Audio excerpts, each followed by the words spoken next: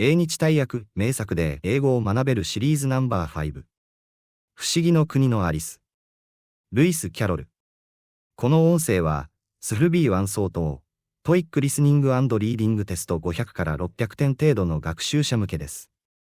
本書を開きながらお聞きください。各チャプターへは、YouTube の概要欄から移動できます。まずはリスニング、次にシャドーイング、最後に音読に挑戦してみましょう。単語リスト、覚えておきたいフレーズ、TOEIC 登録商標マーク形式の練習問題は書籍に収録しています。YouTube 概要欄から書籍をご覧いただけます。それでは、物語の世界を楽しみながら英語を学んでいきましょう。Alice's Adventures in Wonderland.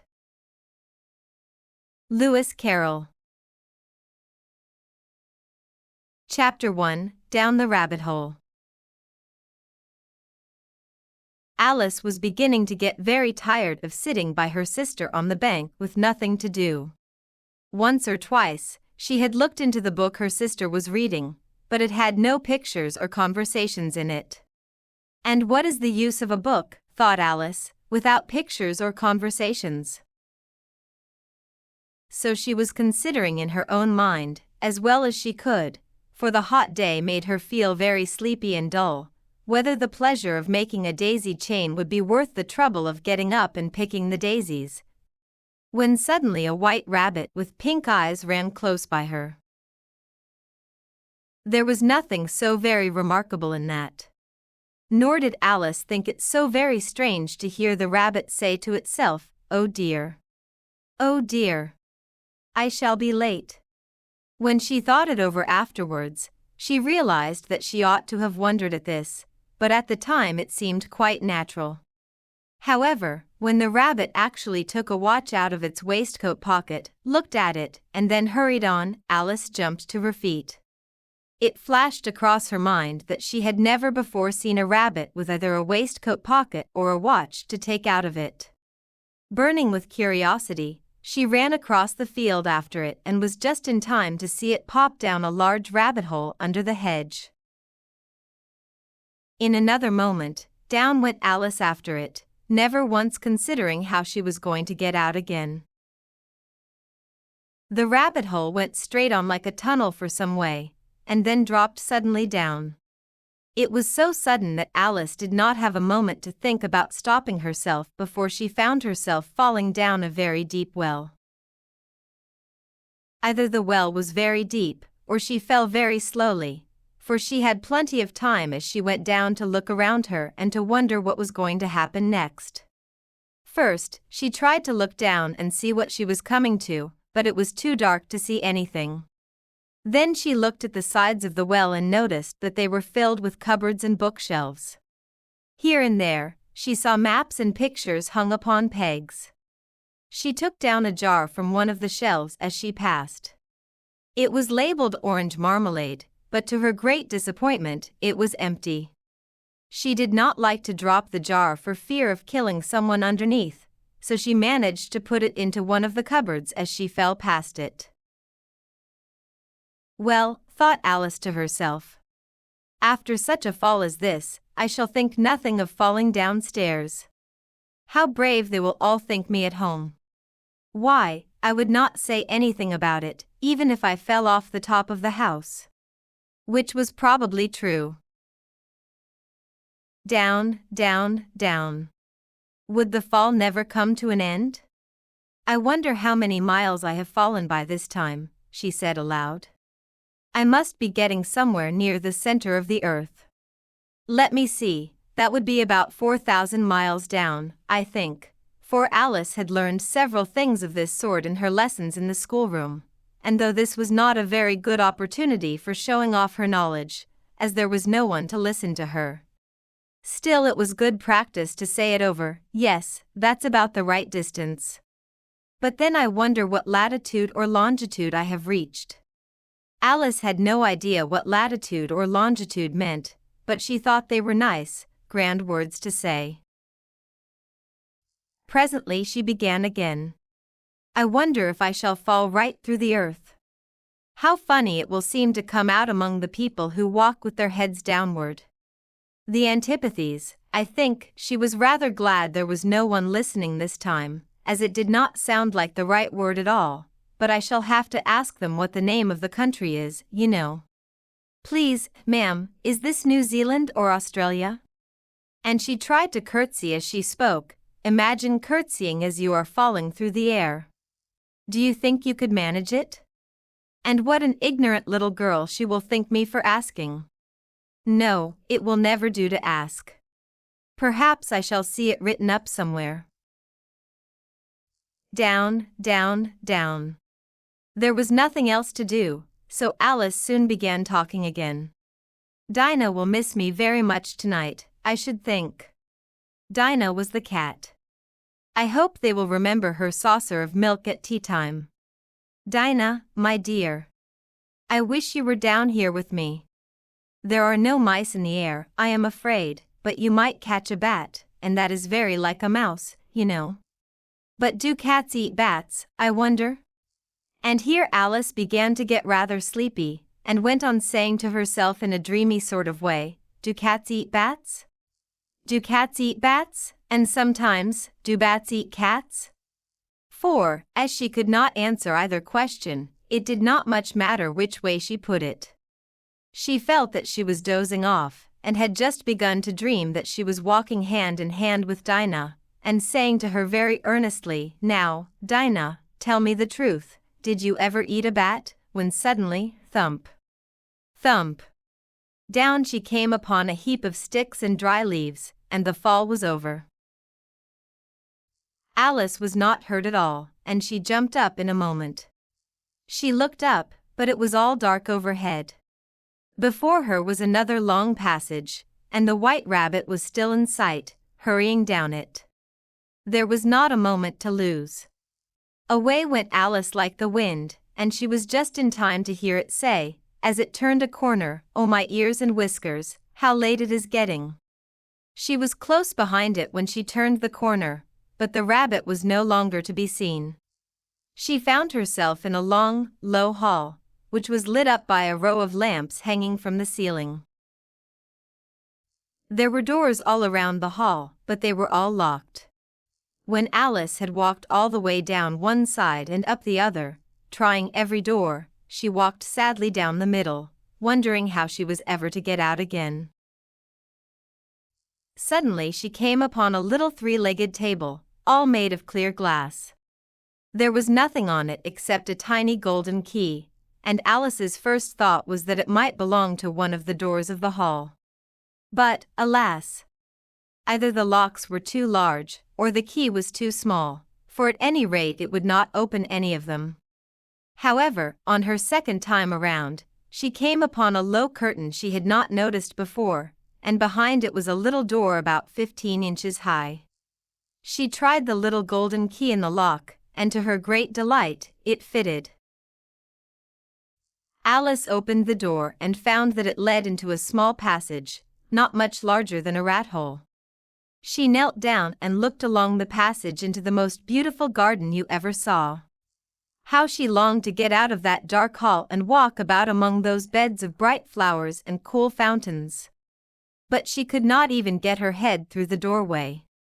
And even if my head would go through, thought poor Alice, it would be of very little use without my shoulders. Oh, how I wish I could shrink like a telescope. I think I could, if I only knew how to begin. For, you see, so many strange things had happened lately that Alice had begun to think that very few things were really impossible.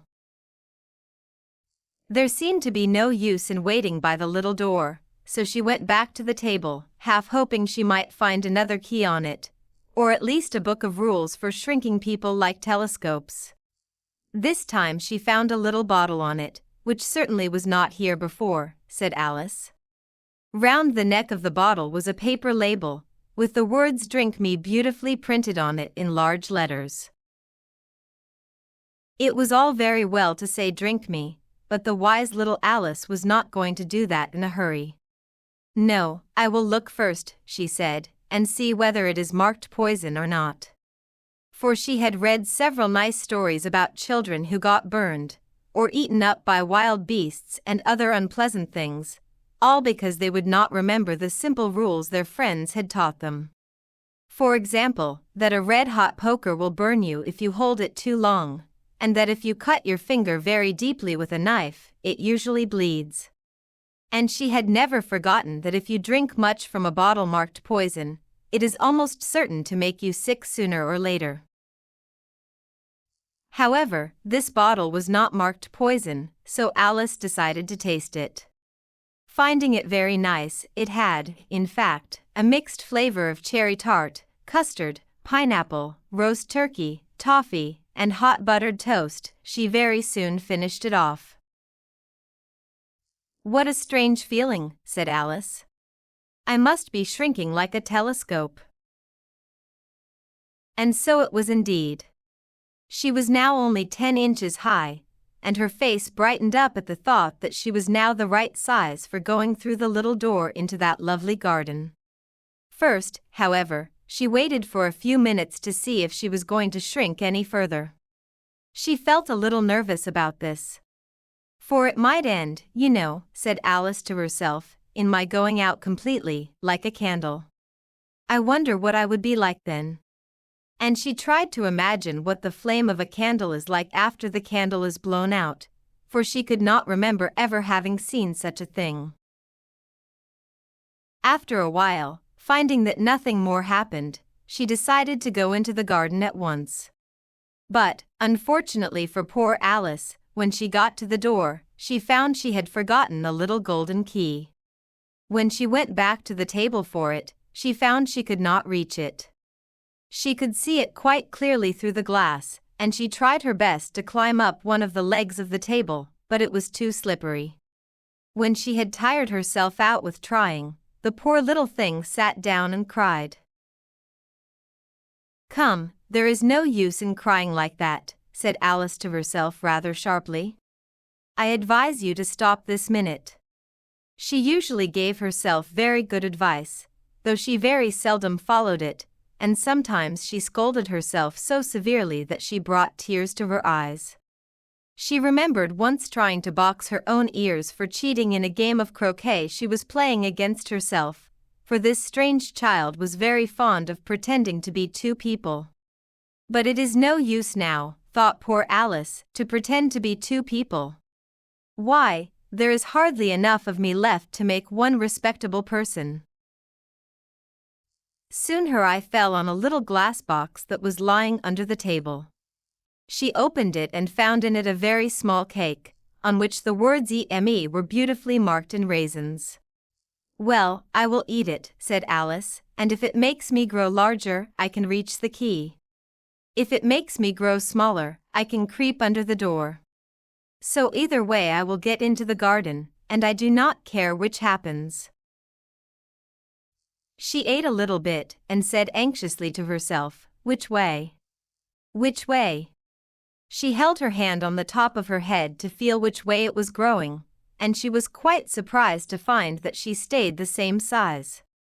To be sure, this usually happens when one eats cake, but Alice had gotten so much into the habit of expecting strange things to happen that it seemed quite dull and stupid for life to go on in the usual way.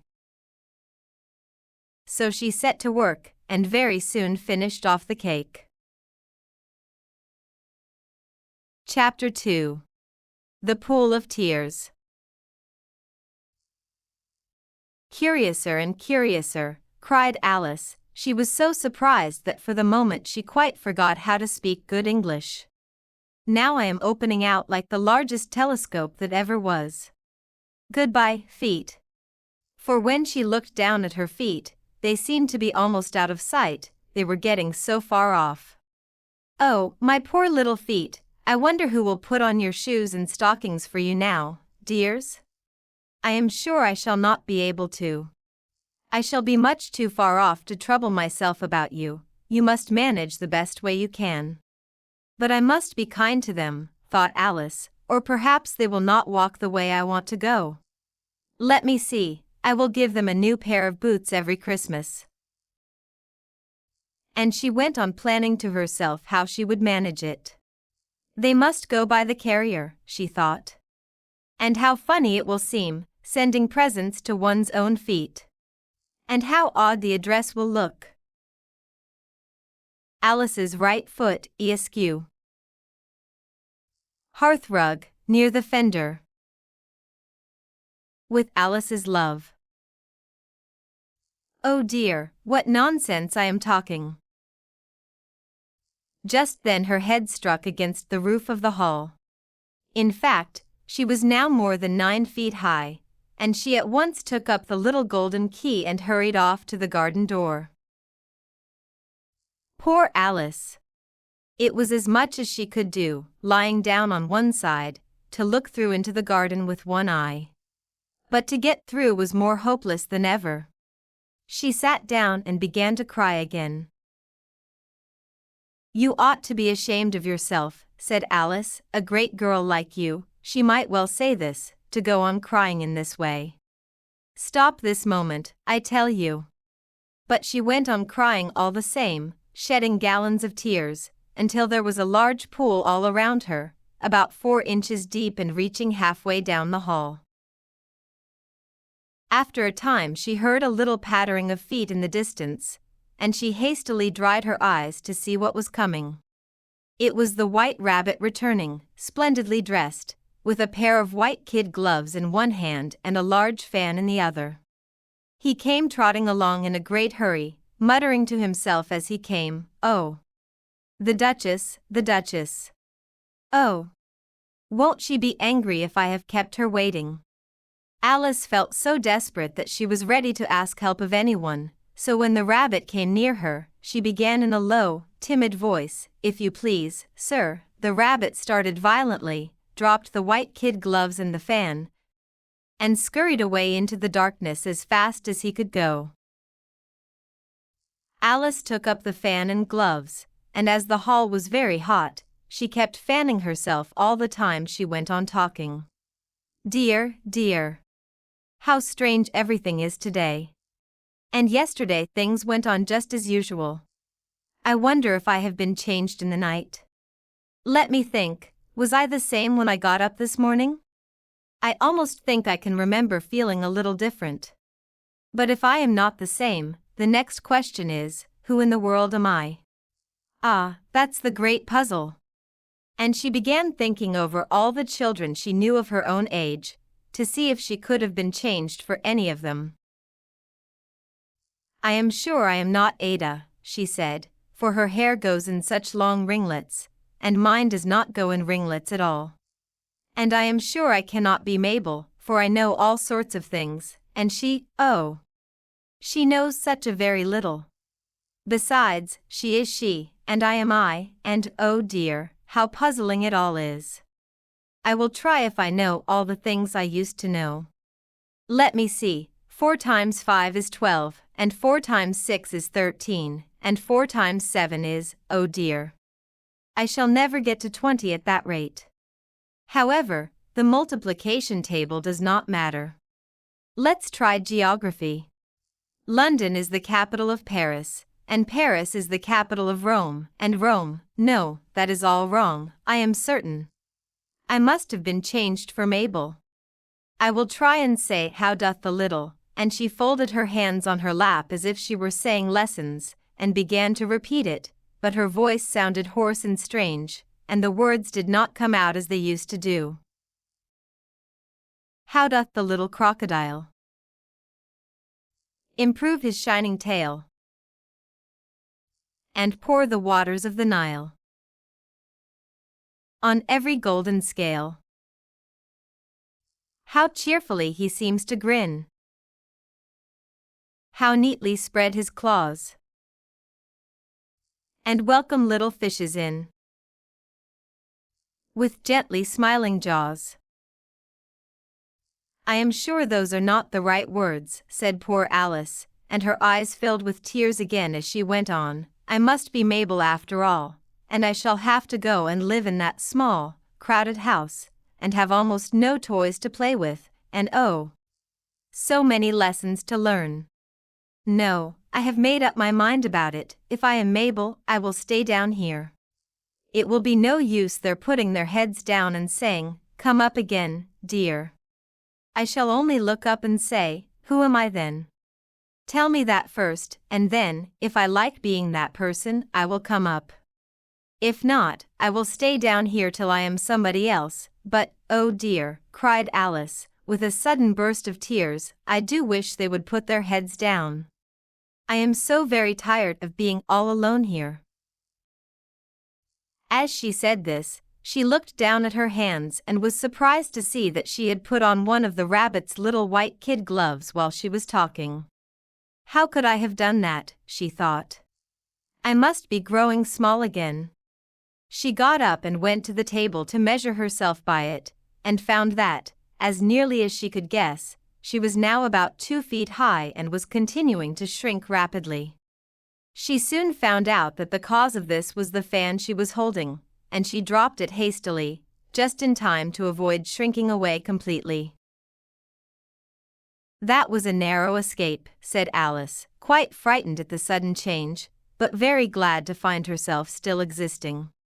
And now for the garden. And she ran with all speed back to the little door. But, alas! The little door was closed again, and the little golden key was lying on the glass table as before. And things are worse than ever, thought the poor child, for I was never as small as this before, never. And I declare it is too bad, that it is. As she said these words, her foot slipped, and in another moment, splash! She was up to her chin in salt water. Her first idea was that she had somehow fallen into the sea. And in that case, I can go back by railway, she said to herself. Alice had been to the seaside once in her life, and had come to the general conclusion that wherever you go on the English coast, you find a number of bathing machines in the sea, some children digging in the sand with wooden spades, then a row of lodging houses, and behind them a railway station. However, she soon realized that she was in the pool of tears which she had wept when she was 9 feet high. I wish I had not cried so much, said Alice, as she swam about, trying to find her way out. I shall be punished for it now, I suppose, by being drowned in my own tears. That will be a strange thing, to be sure. However, everything is strange today. Just then she heard something splashing about in the pool a little way off, and she swam closer to see what it was. At first she thought it must be a walrus or a hippopotamus, but then she remembered how small she was now, and she soon realized that it was only a mouse that had slipped in like herself. Would it be of any use now, thought Alice, to speak to this mouse? Everything is so unusual down here that I think it can very likely talk. At any rate, there is no harm in trying. So she began, "Oh mouse, do you know the way out of this pool? I am very tired of swimming about here, oh mouse." Alice thought this must be the right way of speaking to a mouse. She had never done such a thing before, but she remembered seeing in her brother's Latin grammar book, a mouse, of a mouse, to a mouse, oh mouse. The mouse looked at her rather inquisitively and seemed to wink with one of its small eyes, but it said nothing. Perhaps it does not understand English, thought Alice. I dare say it is a French mouse, come over with William the Conqueror. For, with all her knowledge of history, Alice had no very clear idea how long ago anything had happened. So she began again, "O est ma chat," which was the first sentence in her French textbook. The mouse gave a sudden leap out of the water and seemed to tremble all over with fright. "Oh, I beg your pardon," cried Alice hastily, afraid that she had hurt the poor animal's feelings. "I quite forgot you did not like cats." "Not like cats," cried the mouse in a shrill, angry voice. "Would you like cats if you were me?" "Well, perhaps not," said Alice in a soothing tone. "Don't be angry about it. And yet I wish I could show you our cat Dinah. I think you would take a liking to cats if you could only see her." She is such a sweet, quiet thing, Alice went on, half to herself, as she swam lazily about in the pool, and she sits purring so nicely by the fire, licking her paws and washing her face. She is such a soft, nice thing to hold, and she is so good at catching mice. Oh, I beg your pardon, cried Alice again, for this time the mouse was bristling all over, and she felt certain it must be really offended. We won't talk about her any more if you would rather not. We indeed, cried the mouse, who was trembling down to the end of his tail. As if I would talk on such a subject. Our family has always hated cats, nasty, low, vulgar things. Don't let me hear the name again. I won't indeed, said Alice, in a great hurry to change the subject of conversation. Are you fond of dogs? The mouse did not answer, so Alice went on eagerly. There is such a nice little dog near our house I would like to show you. A little bright-eyed terrier, you know, with such long curly brown hair. It will fetch things when you throw them, and sit up and beg for its dinner, and all sorts of things. I cannot remember half of them. It belongs to a farmer, and he says it is so useful, it is worth £100. He says it kills all the rats and oh dear, cried Alice in a sad voice. I am afraid I have offended it again. For the mouse was swimming away from her as fast as it could go, making quite a commotion in the pool as it went. So she called softly after it, Mouse dear. Do come back again, and we won't talk about cats or dogs either, if you don't like them. When the mouse heard this, it turned around and swam slowly back to her. Its face was quite pale, with anger, Alice thought, and it said in a low, trembling voice, Let us get to the shore, and then I will tell you my history. Then you will understand why I hate cats and dogs. It was high time to go, for the pool was getting quite crowded with the birds and animals that had fallen into it. There were a duck and a dodo, a lory and an eaglet, and several other strange creatures. Alice led the way, and the whole group swam to the shore. Chapter 3. A Caucus-Race and a Long Tail. They were indeed a strange-looking group that gathered on the bank, the birds with wet, messy feathers, the animals with their fur clinging close to them, and all of them dripping wet, unhappy, and uncomfortable. The first question, of course, was how to get dry again. They held a meeting about this, and after a few minutes, it felt quite natural for Alice to find herself talking familiarly with them, as if she had known them all her life. In fact, she had quite a long argument with the lory, who finally turned sulky and would only say, I am older than you, and I must know better. Alice would not accept this without knowing how old the lory was, and as the lory firmly refused to tell its age, there was nothing more to say. At last the mouse, who seemed to be an important figure among them, called out, Sit down, all of you, and listen to me. I will soon make you dry enough. They all sat down at once in a large circle, with the mouse in the middle. Alice kept her eyes anxiously on the mouse, for she was sure she would catch a bad cold if she did not get dry very soon. Ahem, said the mouse with an important air. Are you all ready? This is the driest story I know. Silence all around, please. William the Conqueror, whose cause was favored by the Pope, was soon accepted by the English, who wanted leaders and had been accustomed to usurpation and conquest. Edwin and Morcar, the Earls of Mercia and Northumbria? Ugh, said the lory with a shiver. I beg your pardon, said the mouse, frowning, but very politely. Did you speak? Not I, said the lory hastily. I thought you did, said the mouse. I continue. Edwin and Morcar, the Earls of Mercia and Northumbria, declared for him. And even Stigand, the patriotic Archbishop of Canterbury, found it wise? Found what? Said the duck. Found it wise, the mouse replied rather crossly. Of course you know what it means. I know well enough what it means when I find something, said the duck. It is usually a frog or a worm. The question is, what did the archbishop find?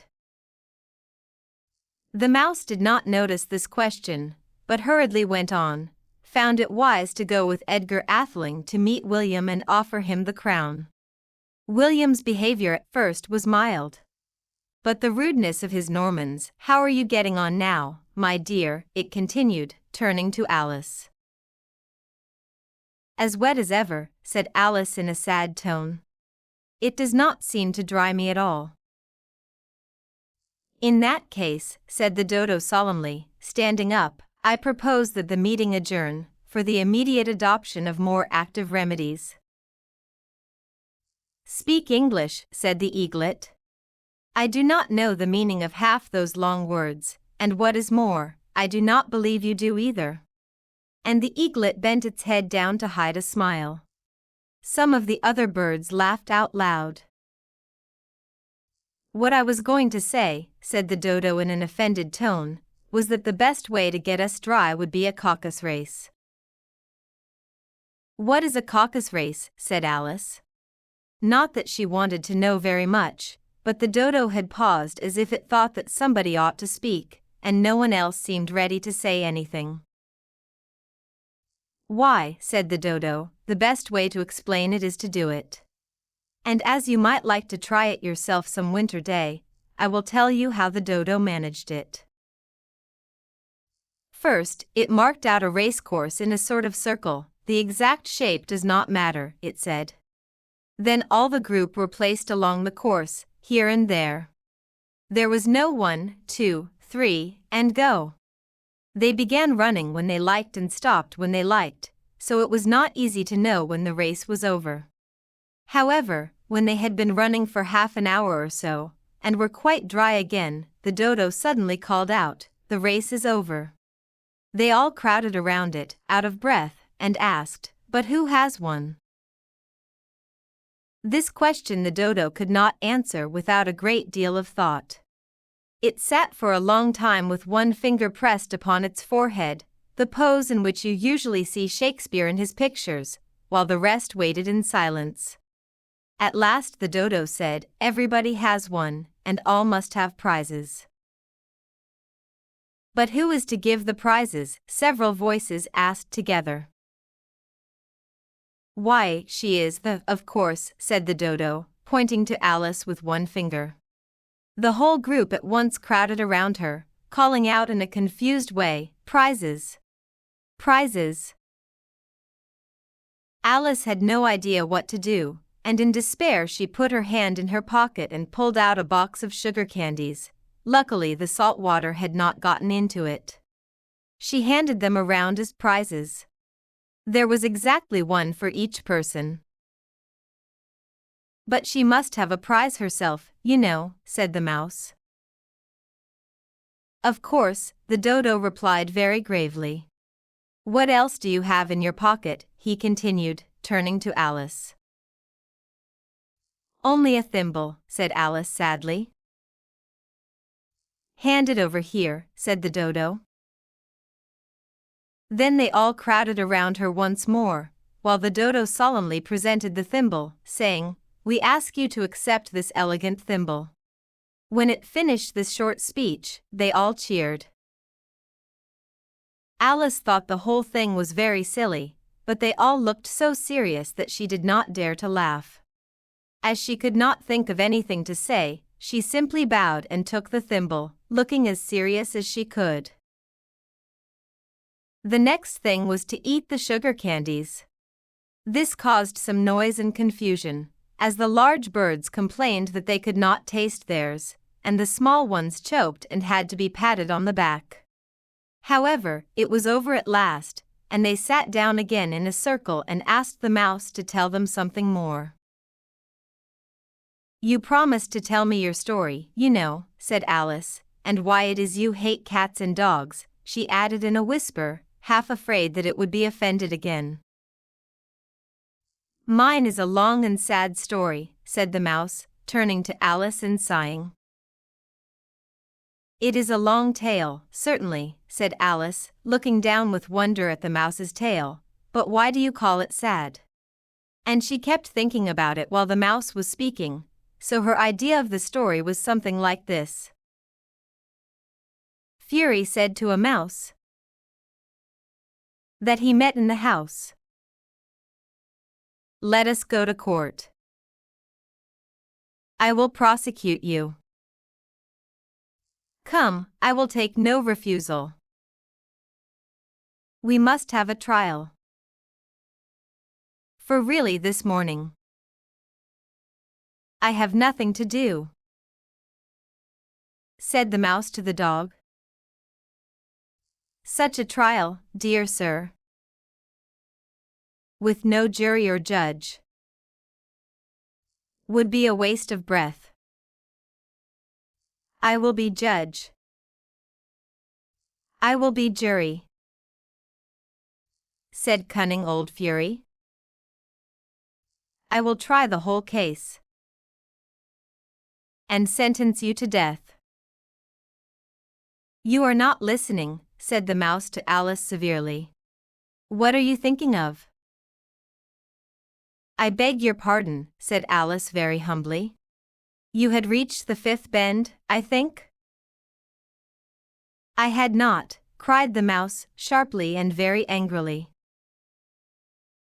"A knot," said Alice, always ready to make herself useful, and looking anxiously around. "Oh, do let me help to undo it." "I shall do nothing of the sort," said the mouse, getting up and walking away. "You insult me by talking such nonsense." "I did not mean to," pleaded poor Alice. "But you get angry so easily, you know." The mouse only growled in reply. "Please come back and finish your story," Alice called after it. The others all joined in, "Yes, please do." But the mouse only shook its head impatiently and walked a little faster. "What a pity it would not stay," sighed the lorry as soon as it was completely out of sight.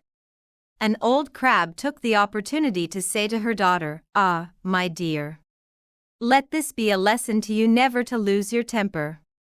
"Hold your tongue, Ma," said the young crab, a little sharply.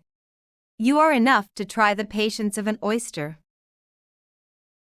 "I wish I had our Dinah here, I really do," said Alice aloud, speaking to nobody in particular. "She would soon bring it back."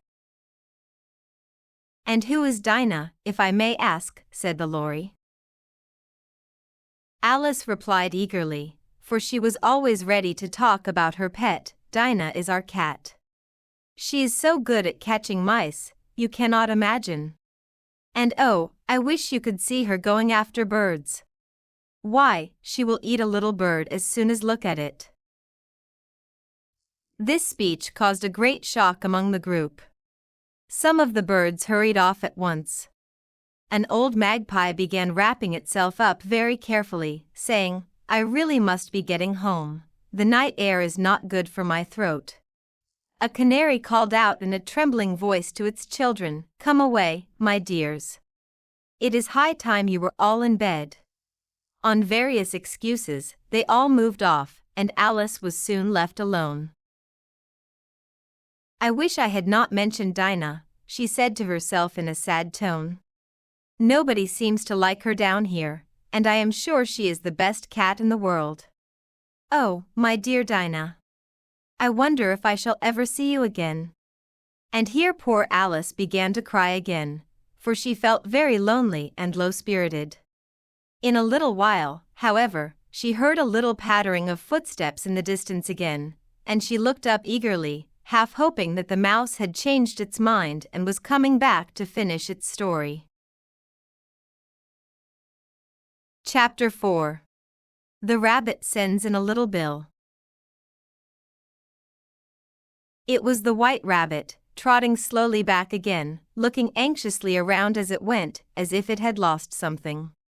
She heard it muttering to itself, "The Duchess. The Duchess. Oh, my dear paws. Oh, my fur and whiskers. She will get me executed, as sure as ferrets are ferrets. Where can I have dropped them, I wonder? Alice guessed in a moment that it was looking for the fan and the pair of white kid gloves. She very kindly began hunting about for them, but they were nowhere to be seen.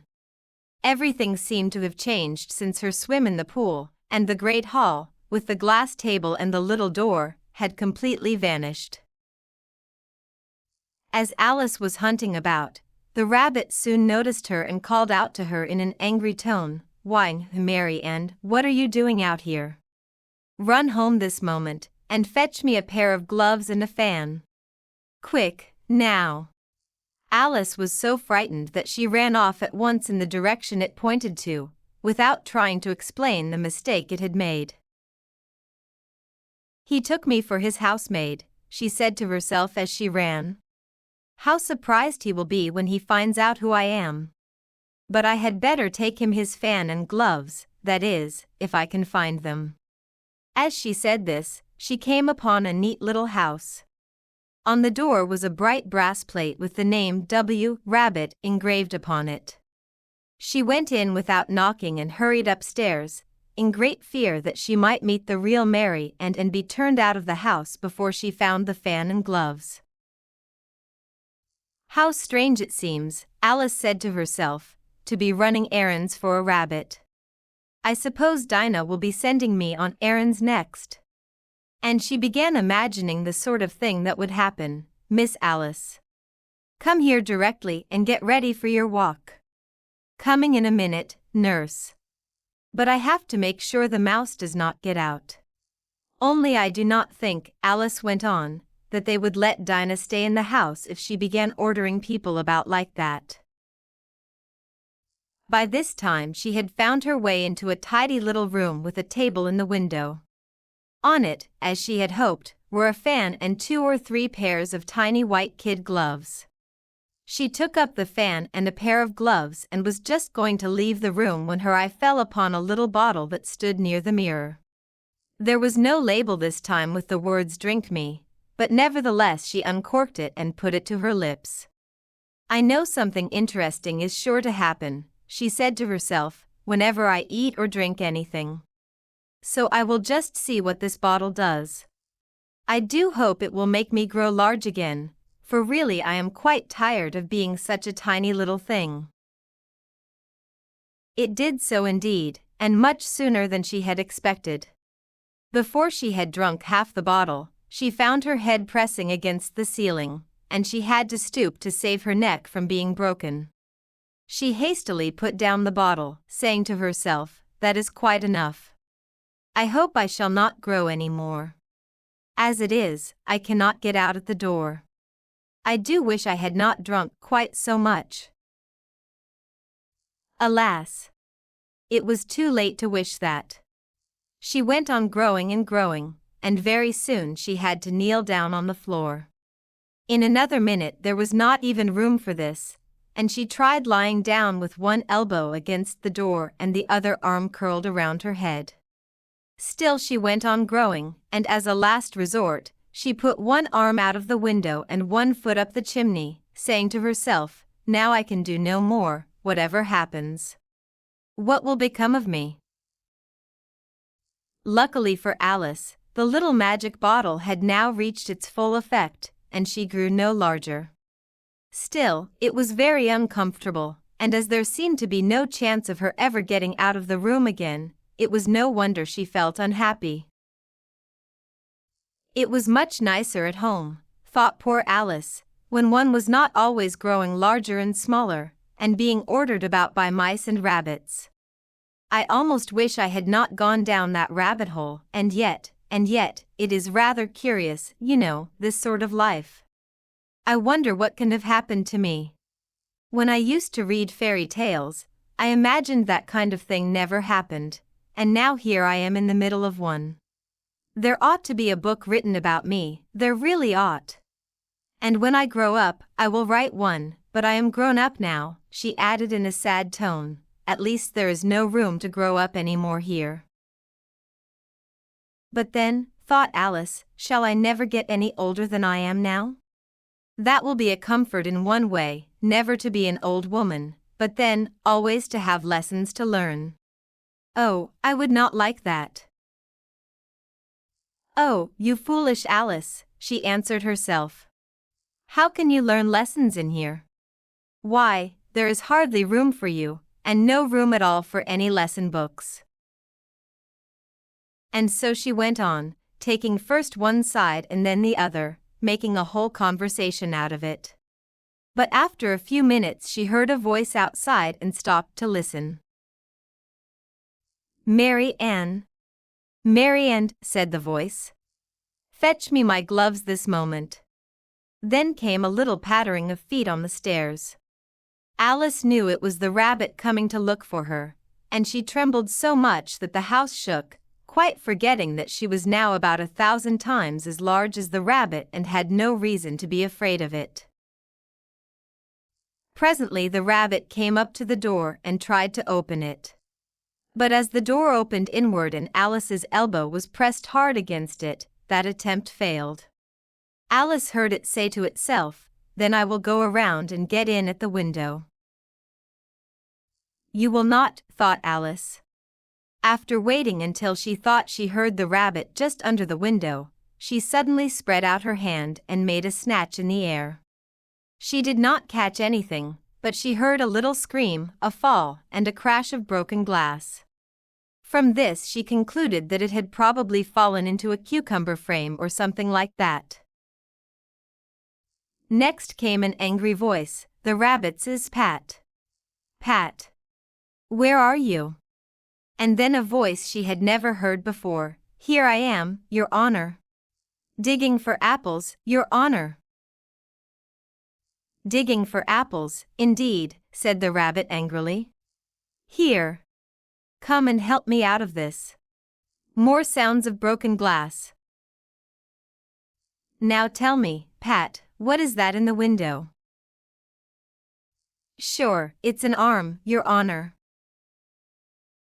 An arm, you goose. Who ever saw one that size? Why, it fills the whole window.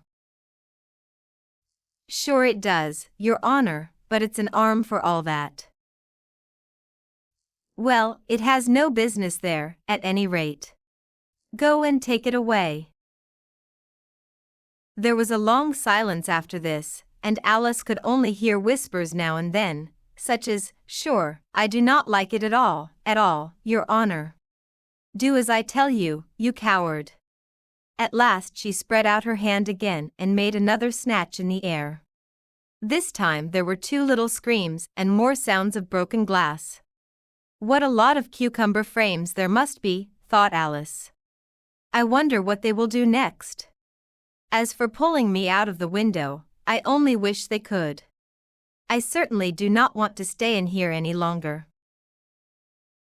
She waited for some time without hearing anything more. At last came a rumbling of small cartwheels and the sound of many voices all talking together. She could make out the words, Where is the other ladder? Why, I only had to bring one. Bill has got the other, Bill.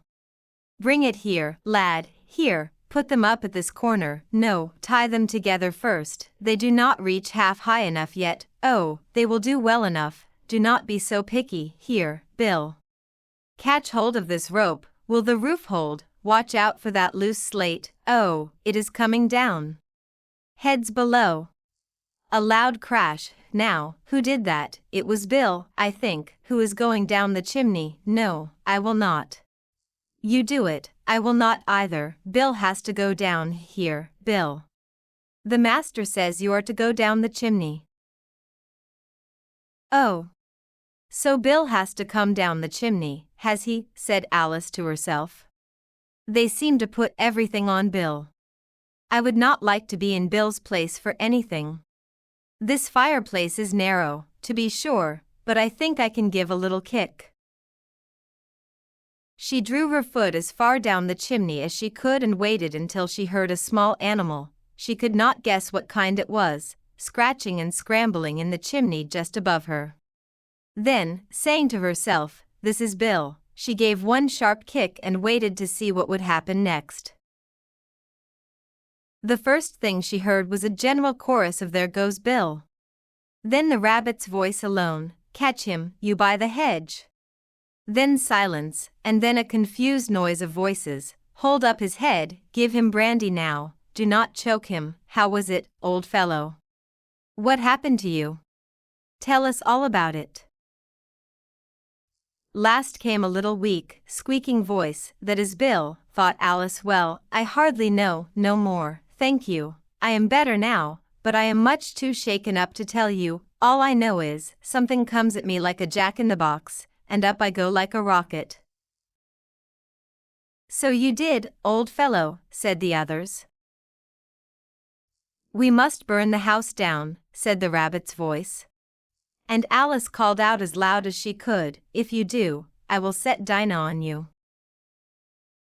There was a dead silence instantly, and Alice thought to herself, "I wonder what they will do next.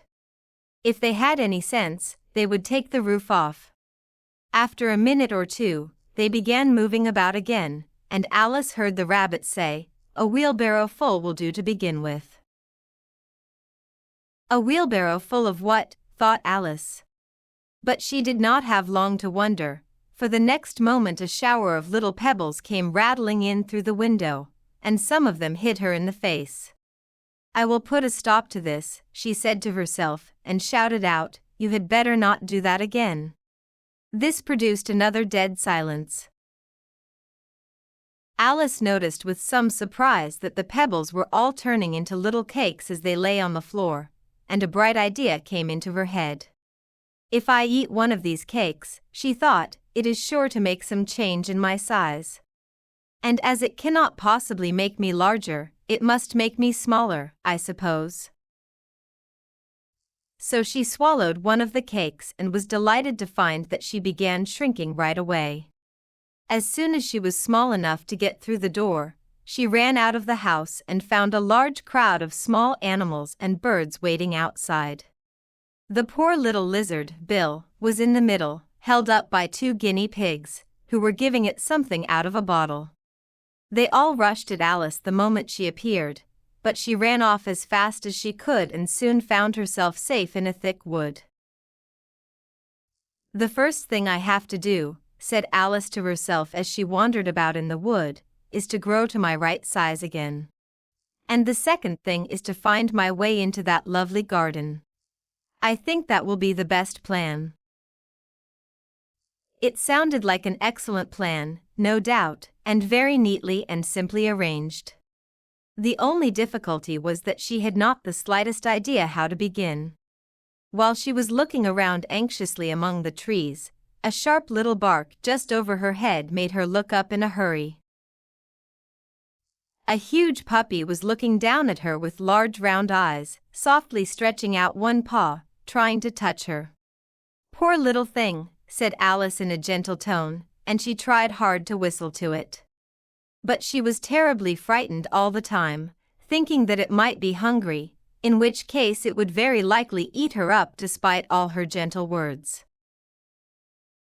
Hardly knowing what she was doing, she picked up a little stick and held it out to the puppy.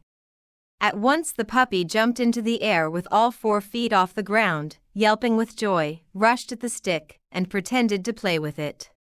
Then Alice dodged behind a large thistle to keep from being run over. The moment she appeared on the other side, the puppy made another rush at the stick and tumbled head over heels in its hurry to catch it. Alice thought it was very much like playing with a heavy workhorse and expected every moment to be trampled under its feet, so she ran around the thistle again. Then the puppy began a series of short rushes at the stick, running a little way forward each time and a long way back, barking hoarsely all the while. At last it sat down a long way off, out of breath, with its tongue hanging out of its mouth and its big eyes half closed. This seemed to Alice a good opportunity to make her escape. So she set off at once and ran until she was quite tired and out of breath, and until the puppy's bark sounded very faint in the distance. "And yet what a sweet little puppy it was," said Alice, leaning against a buttercup to rest herself and fanning herself with one of its leaves. I would have liked teaching it tricks very much if I had only been the right size to do it. Oh dear. I had almost forgotten that I have to grow big again. Let me see, how is it to be done? I suppose I ought to eat or drink something or other, but the great question is, what? The great question certainly was, what? Alice looked all around her at the flowers and the blades of grass, but she did not see anything that looked like the right thing to eat or drink under the circumstances. There was a large mushroom growing near her, about the same height as herself. When she had looked under it, and on both sides of it, and behind it, it occurred to her that she might as well look and see what was on top of it. She stretched herself up on tiptoe and peeked over the edge of the mushroom. Her eyes immediately met those of a large blue caterpillar that was sitting on top with its arms folded, quietly smoking a long hookah, paying not the slightest attention to her or to anything else. Chapter 5, Advice from a Caterpillar. The caterpillar and Alice looked at each other for some time in silence. At last the caterpillar took the hookah out of its mouth and spoke to her in a slow, sleepy voice. "Who are you?" said the caterpillar. This was not an encouraging way to start a conversation. Alice replied rather timidly, I hardly know, sir, just at present. At least I know who I was when I got up this morning, but I think I must have changed several times since then." "What do you mean by that?" said the caterpillar sternly. "Explain yourself." "I cannot explain myself, I am afraid, sir," said Alice, "because I am not myself, you see." "I do not see," said the caterpillar. "I am afraid I cannot explain it more clearly," Alice replied very politely, "for I cannot understand it myself to begin with. And changing sizes so many times in a day is very confusing." "It is not," said the caterpillar. "Well, perhaps you have not found it so yet," said Alice. "But when you have to turn into a chrysalis, you will someday, you know, and then after that into a butterfly, I should think you will feel it a little strange, will you not?" "Not a bit," said the caterpillar. "Well, perhaps your feelings are different," said Alice. "All I know is, it would feel very strange to me." "You," said the caterpillar scornfully. "Who are you?" This brought them back again to the beginning of the conversation. Alice felt a little annoyed that the caterpillar made such very short remarks. She drew herself up and said very seriously, "I think you ought to tell me who you are first." "Why?" said the caterpillar. Here was another puzzling question. As Alice could not think of any good reason, and as the caterpillar seemed to be in a very bad mood, she turned away to leave. "Come back," the caterpillar called after her. "I have something important to say." This sounded promising, certainly. Alice turned and came back again. "Keep your temper," said the caterpillar. "Is that all?" said Alice, swallowing her anger as best she could. "No," said the caterpillar. Alice thought she might as well wait, as she had nothing else to do, and perhaps after all it might tell her something worth hearing. For some minutes it puffed away without speaking. But at last it unfolded its arms, took the hookah out of its mouth again, and said, "So you think you are changed, do you?" "I am afraid I am, sir," said Alice. "I cannot remember things as I used to, and I do not keep the same size for 10 minutes together." "What things can you not remember?" said the caterpillar. "Well, I tried to say how doth the little busy bee, but it all came out different," Alice replied in a very sad voice. "Repeat, you are old, Father William," said the caterpillar. Alice folded her hands and began. "You are old, Father William," the young man said. "And your hair has become very white. And yet you incessantly stand on your head? Do you think, at your age, it is right?" "In my youth," Father William replied to his son, "I feared it might injure the brain.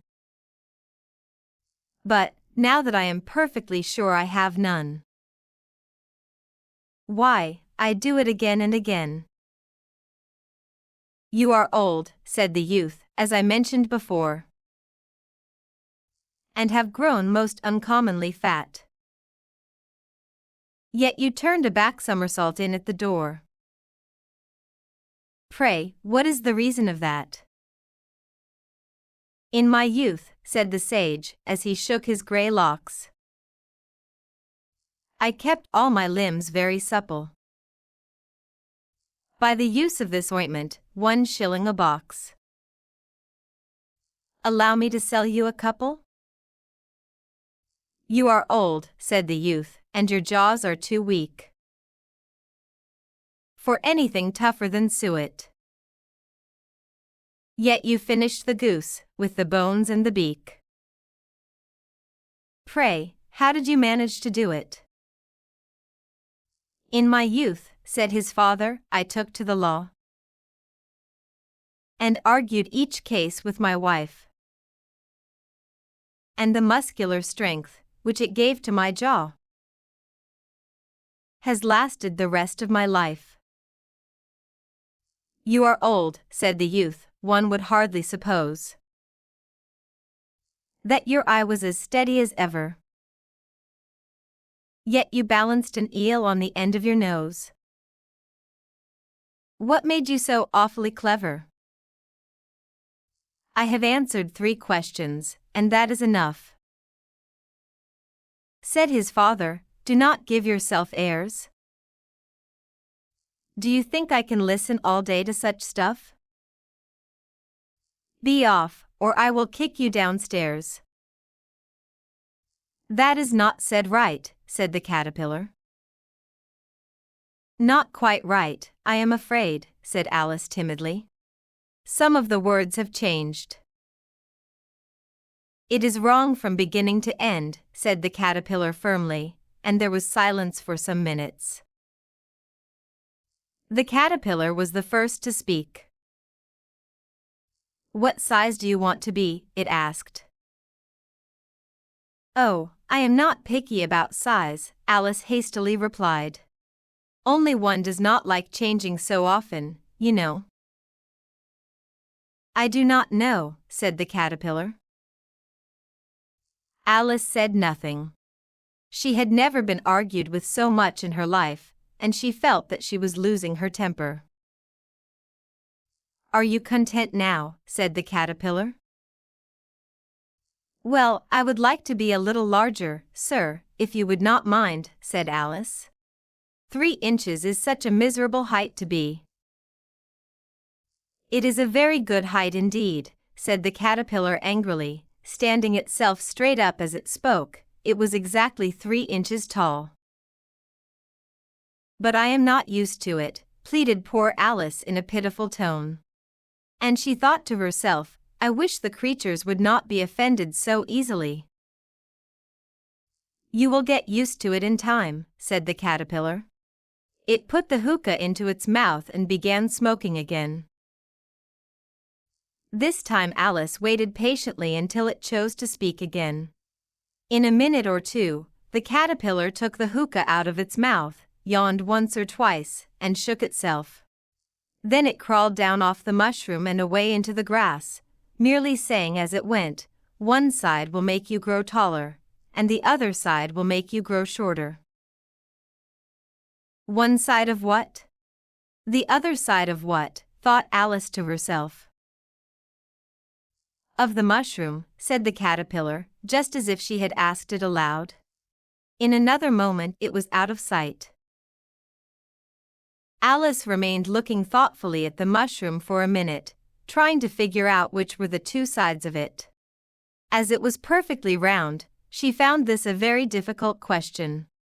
However, at last she stretched her arms around it as far as they would go and broke off a piece of the edge with each hand. And now, which is which, she said to herself, and she nibbled a little of the right-hand piece to try the effect. The next moment she felt a violent blow under her chin. It had struck her foot. She was quite frightened by this very sudden change. But she felt that there was no time to lose, as she was shrinking rapidly, so she set to work at once to eat some of the other piece. Her chin was pressed so closely against her foot that there was hardly room to open her mouth, but she managed it at last and swallowed a small piece of the left-hand piece. "Come, my head is free at last," said Alice in a voice of delight. But this changed into alarm in another moment, when she found that her shoulders were nowhere to be seen. When she looked down, all she could see was an enormous length of neck, which seemed to rise like a stalk out of a sea of green leaves that lay far below her. "What can all that green stuff be?" said Alice. "And where have my shoulders gone? And oh, my poor hands, why can I not see you?" She moved them about as she spoke, but no result followed, except a little shaking among the distant green leaves. As there seemed to be no chance of getting her hands up to her head, she tried to bring her head down to them. She was delighted to find that her neck would bend easily in any direction, like a snake. She had just succeeded in bending it down into a graceful zigzag and was about to dive in among the leaves, which she realized were nothing but the tops of the trees she had been wandering under, when a sharp hiss made her pull back in a hurry. A large pigeon had flown into her face and was beating her violently with its wings. "Snake!" screamed the pigeon. "I am not a snake," said Alice indignantly. "Leave me alone." "Snake, I say again," repeated the pigeon, but in a quieter voice, adding with a sort of sob, "I have tried every way, and nothing seems to suit them." "I do not have the slightest idea what you are talking about," said Alice. "I have tried the roots of trees, and I have tried banks, and I have tried hedges," the pigeon went on without paying attention to her. "But those snakes, there is no pleasing them." Alice was more and more puzzled, but she thought there was no use in saying anything more until the pigeon had finished. "As if it were not trouble enough hatching the eggs," said the pigeon, "I have to be on the lookout for snakes night and day. Why, I have not had a wink of sleep these 3 weeks." "I am very sorry you have been bothered," said Alice, who was beginning to understand its meaning. "And just as I had chosen the highest tree in the wood," continued the pigeon, raising its voice to a shriek, "and just as I was thinking I would be free of them at last, they must needs come wriggling down from the sky. A snake." "But I am not a snake, I tell you," said Alice. I am a little girl." She said this rather doubtfully, as she remembered the number of changes she had gone through that day. "A likely story indeed," said the pigeon in a tone of the deepest contempt. "I have seen plenty of little girls in my time, but never one with a neck like that. No, no. You are a snake, and there is no use denying it. I suppose you will tell me next that you have never tasted an egg." "I have tasted eggs, certainly," said Alice, who was a very truthful child. "But little girls eat eggs just as much as snakes do, you know." "I do not believe it," said the pigeon. "But if they do, why then, they are a kind of snake, that is all I can say." This was such a new idea to Alice that she was completely silent for a minute or two. This gave the pigeon the opportunity to add, "You are looking for eggs, I know that well enough. And what does it matter to me whether you are a little girl or a snake?" "It matters a great deal to me," said Alice hastily. "But as it happens, I am not looking for eggs. And if I were, I would not want yours. I do not like them raw. Well, be off then, said the pigeon in a sulky tone as it settled down again into its nest. Alice crouched down among the trees as best she could, for her neck kept getting tangled among the branches, and every now and then she had to stop and untwist it. After a while she remembered that she still held the pieces of mushroom in her hands. She set to work very carefully, nibbling first at one and then at the other, growing sometimes taller and sometimes shorter, until she succeeded in bringing herself down to her usual height. It had been so long since she had been anywhere near the right size that it felt very strange at first. But she got used to it in a few minutes and began talking to herself as usual. Well, half of my plan is done now. How confusing all these changes are. I am never sure what I am going to be from one minute to the next. However, I have gotten back to my right size. The next thing is to get into that beautiful garden. How is that to be done, I wonder? As she said this, she suddenly came upon an open space with a little house in it about 4 feet high. Whoever lives there, thought Alice, it will never do to come upon them at this size. Why, I would scare them out of their wits. So she began nibbling at the right-hand piece again and did not dare to go near the house until she had brought herself down to 9 inches high. Chapter 6. Pig and Pepper. Chapter 6. Pig and Pepper. For a minute or two she stood looking at the house and wondering what to do next. Suddenly a footman in uniform came running out of the wood. She considered him to be a footman because he was in uniform, otherwise, judging by his face alone, she would have called him a fish. He knocked loudly on the door with his knuckles. It was opened by another footman in uniform, who had a round face and large eyes like a frog. Alice noticed that both footmen had powdered hair with curls all over their heads. She felt very curious to know what was happening, so she crept out of the wood a little way to listen. The fish footman began by taking a large letter out from under his arm. It was almost as big as himself. He handed it to the other footman, saying in a serious voice, "For the Duchess. An invitation from the Queen to play croquet." The frog footman repeated in the same serious voice, only changing the order of the words a little, "From the Queen. An invitation for the Duchess to play croquet." Then they both bowed low, and their curls got tangled together. Alice laughed so much at this that she had to run back into the wood for fear of them hearing her. When she looked out again, the fish footman was gone, and the other was sitting on the ground near the door, staring stupidly up at the sky. Alice went timidly up to the door and knocked. "There is no use in knocking," said the footman, "and for 2 reasons. First, because I am on the same side of the door as you are.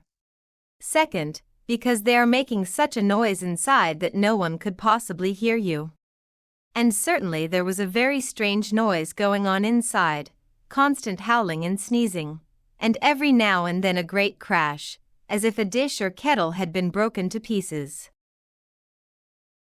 "Please, then," said Alice, "how am I to get in?"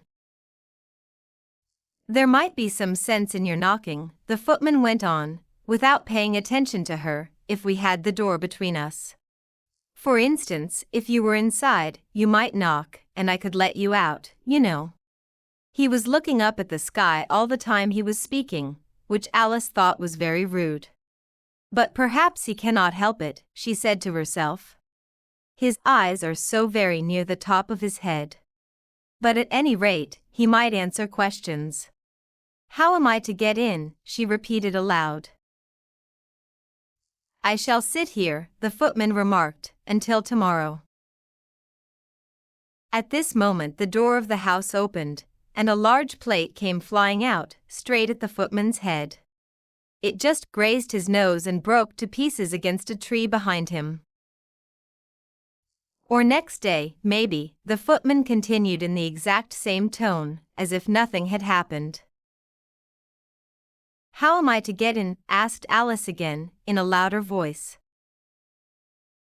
Are you to get in at all? Said the footman. That is the first question, you know.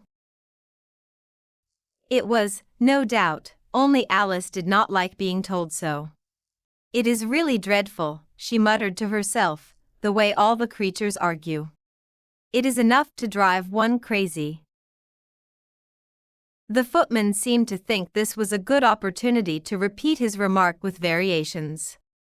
I shall sit here, he said, on and off, for days and days. But what am I to do? Said Alice. Anything you like, said the footman, and he began whistling. Oh, there is no use talking to him, said Alice in despair. He is completely foolish. She opened the door and went in. The door led right into a large kitchen, which was full of smoke from one end to the other. The Duchess was sitting on a three-legged stool in the middle, holding a baby. The cook was leaning over the stove, stirring a large pot that seemed to be full of soup.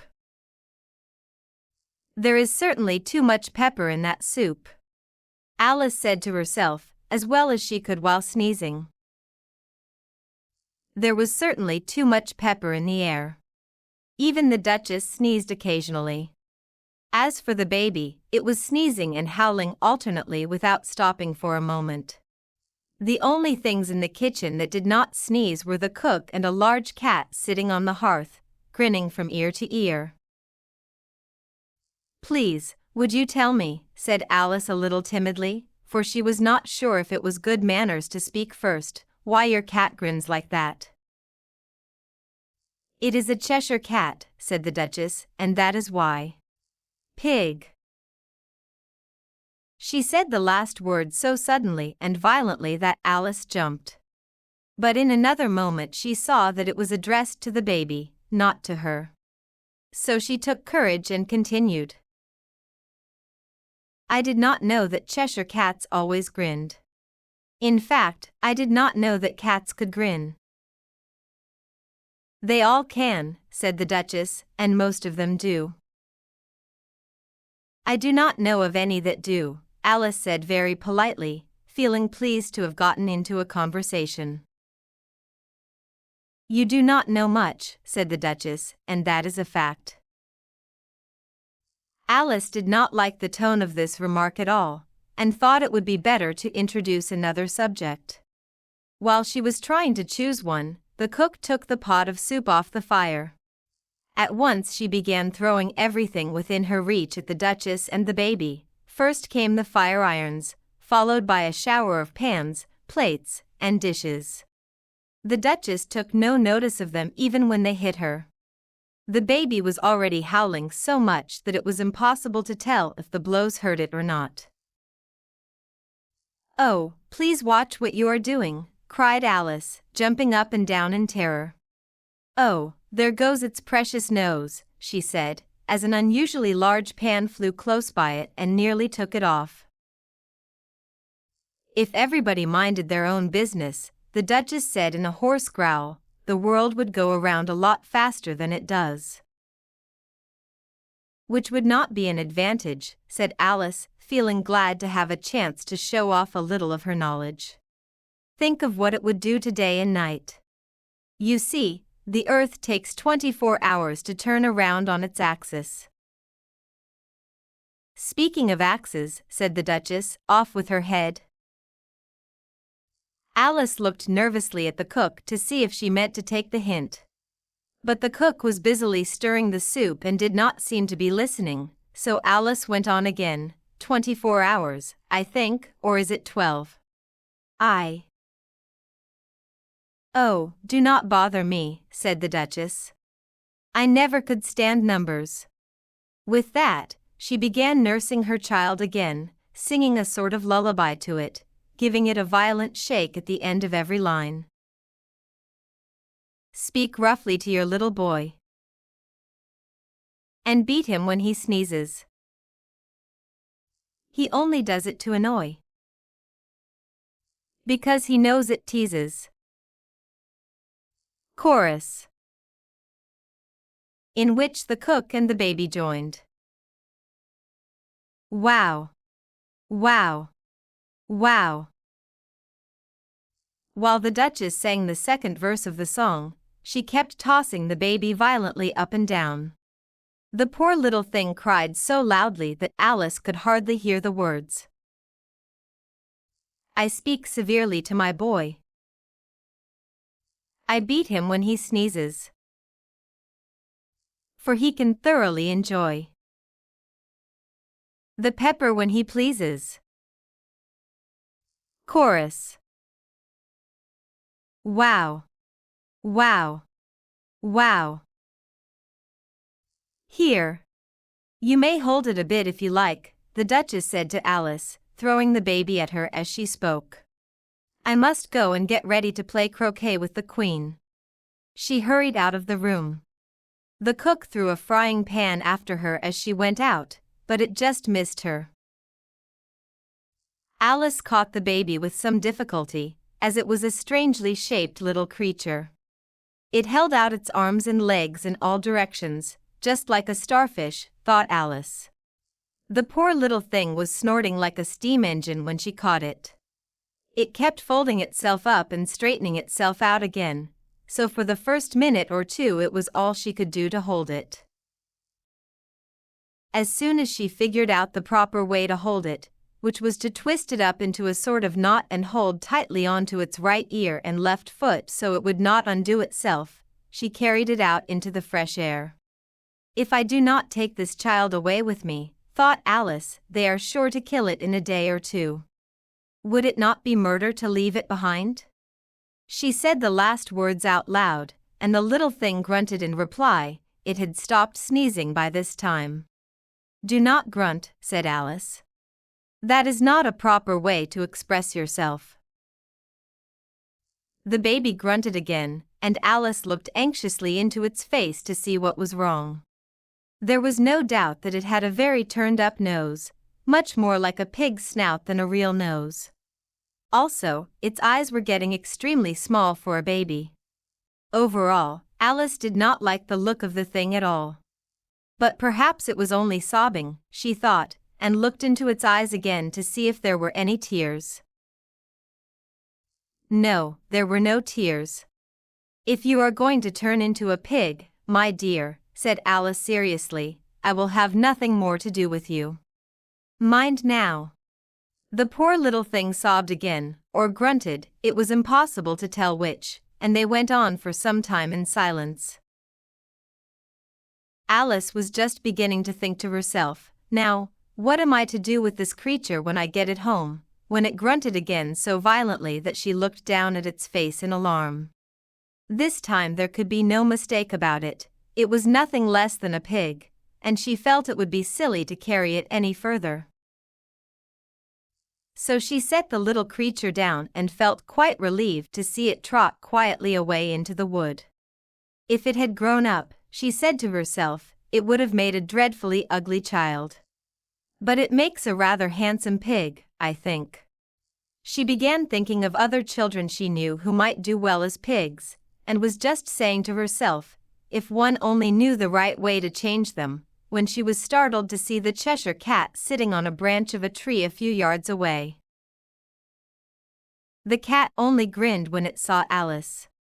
It looked friendly, she thought, but still it had very long claws and a lot of teeth, so she felt it ought to be treated with respect. Cheshire Puss, she began rather timidly, as she did not know if it would like the name. However, it only grinned a little wider. Well, it is pleased so far, thought Alice, and she went on, would you tell me, please, which way I ought to go from here? That depends a good deal on where you want to get to, said the cat. I do not much care where, said Alice. Then it does not matter which way you go, said the cat. So long as I get somewhere, Alice added as an explanation. "Oh, you are sure to do that," said the cat, "if you only walk long enough."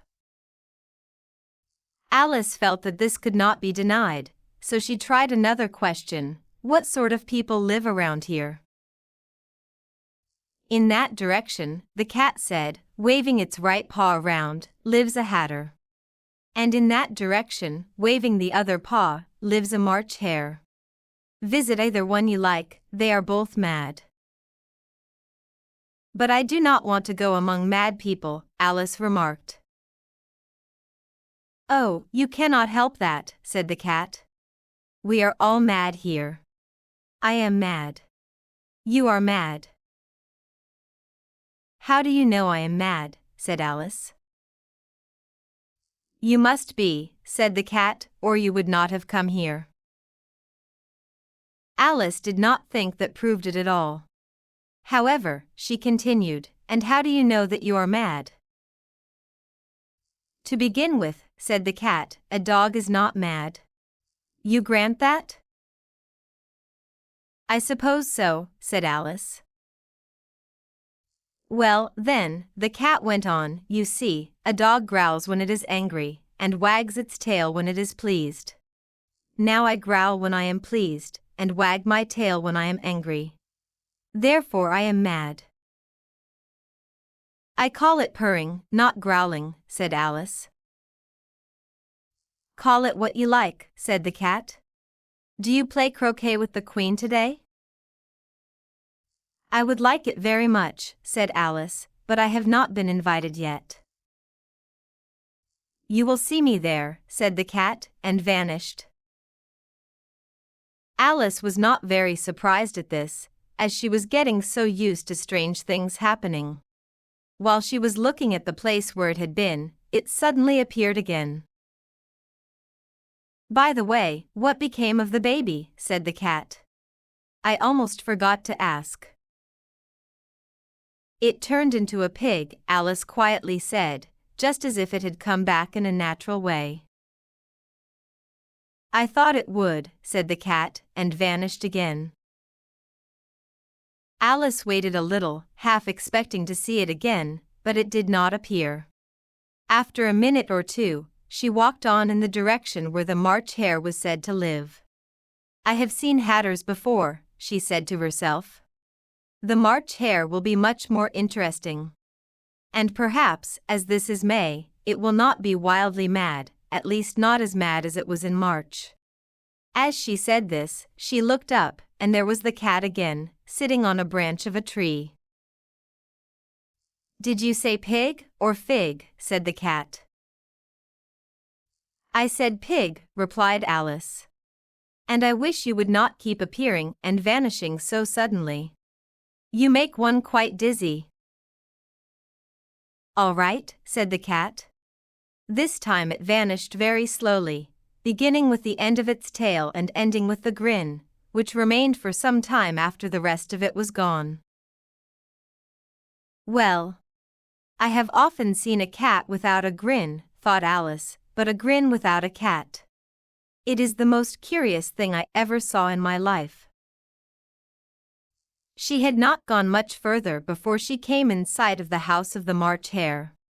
She thought it must be the right house because the chimneys were shaped like ears and the roof was thatched with fur. It was such a large house that she did not like to go closer until she had nibbled some more of the left-hand piece of mushroom and raised herself to about 2 feet high. Even then she walked toward it rather timidly, saying to herself, what if it should be wildly mad after all? I almost wish I had gone to see the hatter instead. Chapter 7. A Mad Tea Party. There was a table set out under a tree in front of the house, and the March hare and the hatter were having tea at it. A dormouse was sitting between them, fast asleep, and the other two were using it as a cushion, resting their elbows on it and talking over its head. Very uncomfortable for the dormouse, thought Alice. Only, as it is asleep, I suppose it does not mind. The table was a large one, but the three were all crowded together at one corner of it. No room. No room, they cried out when they saw Alice coming. "There is plenty of room," said Alice indignantly, and she sat down in a large armchair at one end of the table. "Have some wine," the March Hare said in an encouraging tone. Alice looked all around the table, but there was nothing on it except tea. "I do not see any wine," she remarked. "There is not any," said the March Hare. "Then it was not very polite of you to offer it," said Alice angrily. "It was not very polite of you to sit down without being invited," said the March Hare. "I did not know it was your table," said Alice. "It is set for many more than 3. "Your hair needs cutting," said the Hatter. He had been looking at Alice for some time with great curiosity, and this was his first speech. "You should learn not to make personal remarks," Alice said with some severity. "It is very rude." The Hatter opened his eyes very wide on hearing this, but all he said was, "Why is a raven like a writing desk?" "Come, we shall have some fun now," thought Alice. "I am glad they have begun asking riddles. I believe I can guess that," she added aloud. "Do you mean that you think you can find the answer to it?" said the March Hare. "Exactly so," said Alice. "Then you should say what you mean," the March Hare went on. "I do," Alice hastily replied. At least I mean what I say, that is the same thing, you know." "Not the same thing at all," said the Hatter. "You might just as well say that I see what I eat is the same thing as I eat what I see." "You might just as well say," added the March Hare, "that I like what I get is the same thing as I get what I like." "You might just as well say," added the Dormouse, who seemed to be talking in his sleep, "that I breathe when I sleep is the same thing as I sleep when I breathe." "It is the same thing with you," said the Hatter, and here the conversation dropped. The group sat silent for a minute, while Alice thought over all she could remember about ravens and writing desks, which was not much. The Hatter was the first to break the silence. "What day of the month is it?" he said, turning to Alice. He had taken his watch out of his pocket and was looking at it nervously, shaking it every now and then, and holding it to his ear. Alice considered a little and then said, "The 4th. "2 days wrong," sighed the Hatter. "I told you butter would not suit the works," he added, looking angrily at the March Hare. "It was the best butter," the March Hare meekly replied.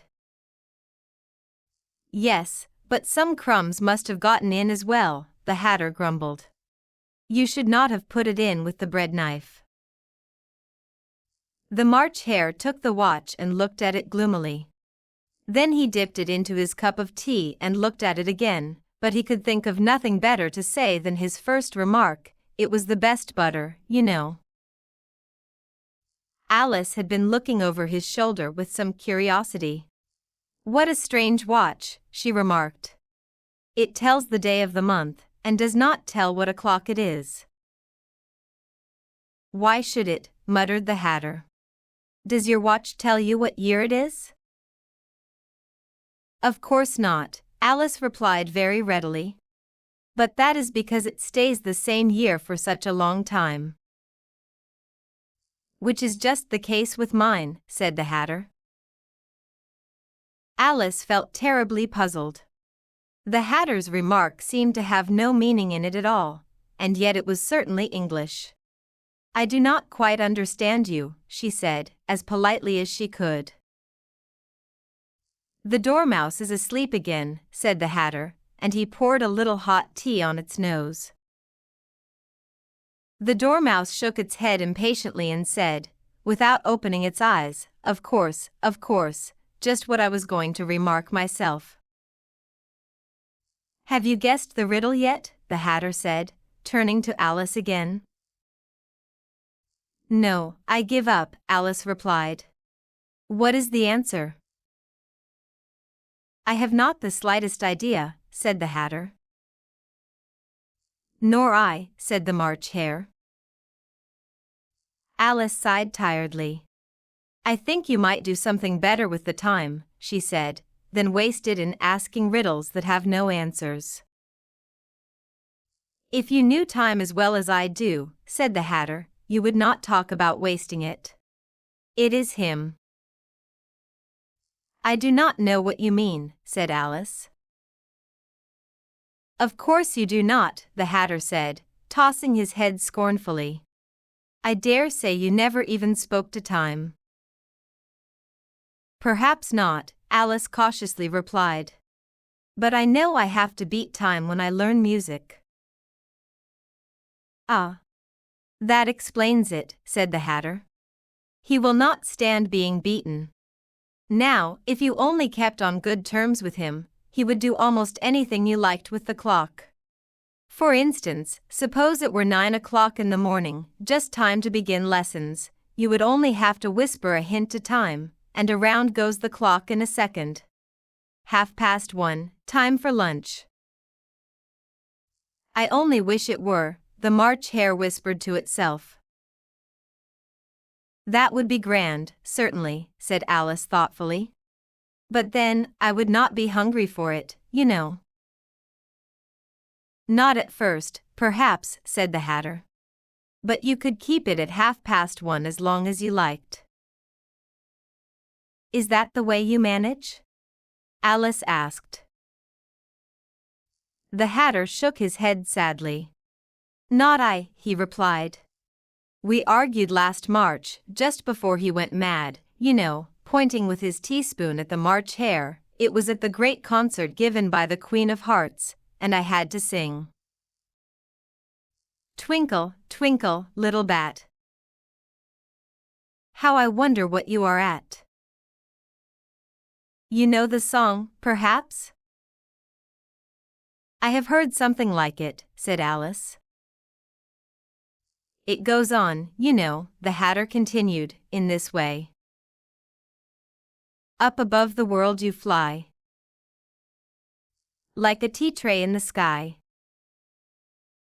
Twinkle, twinkle.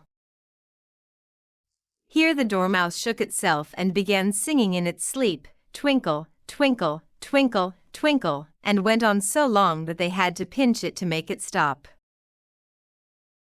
Well, I had hardly finished the first verse, said the Hatter, when the Queen jumped up and shouted, he is killing the time. Off with his head. How dreadfully cruel, exclaimed Alice. And ever since that, the Hatter went on in a sad tone, he will not do a thing I ask. It is always 6 o'clock now. A bright idea came into Alice's head. Is that the reason so many tea things are set out here? She asked. Yes, that is it, said the Hatter with a sigh. It is always tea time, and we have no time to wash the things in between. Then you keep moving around, I suppose, said Alice. Exactly so, said the Hatter, as the things get used up. But what happens when you come to the beginning again? Alice ventured to ask. Suppose we change the subject, the March Hare interrupted, yawning. I am getting tired of this. I vote the young lady tells us a story. I am afraid I do not know one, said Alice, rather alarmed at the proposal. Then the Dormouse shall, they both cried. Wake up, Dormouse. And they pinched it on both sides at once. The Dormouse slowly opened its eyes. I was not asleep, it said in a hoarse, weak voice. I heard every word you fellows were saying. Tell us a story, said the March Hare. Yes, please do, pleaded Alice. And be quick about it, added the Hatter, or you will be asleep again before it is done. Once upon a time there were 3 little sisters, the Dormouse began in a great hurry, and their names were Elsie, Lacey, and Tilly. And they lived at the bottom of a well. What did they live on? Said Alice, who always took a great interest in questions of eating and drinking. They lived on treacle, said the Dormouse, after thinking for a minute or two. They could not have done that, you know, Alice gently remarked. They would have been sick. So they were, said the Dormouse, very sick. Alice tried to imagine what such a strange way of living would be like, but it puzzled her too much, so she went on. But why did they live at the bottom of a well? Have some more tea, the March Hare said to Alice very earnestly.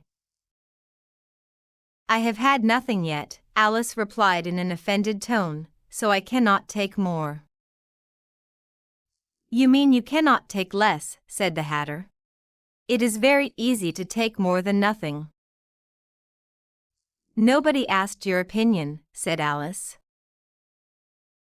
Who is making personal remarks now? The Hatter asked triumphantly.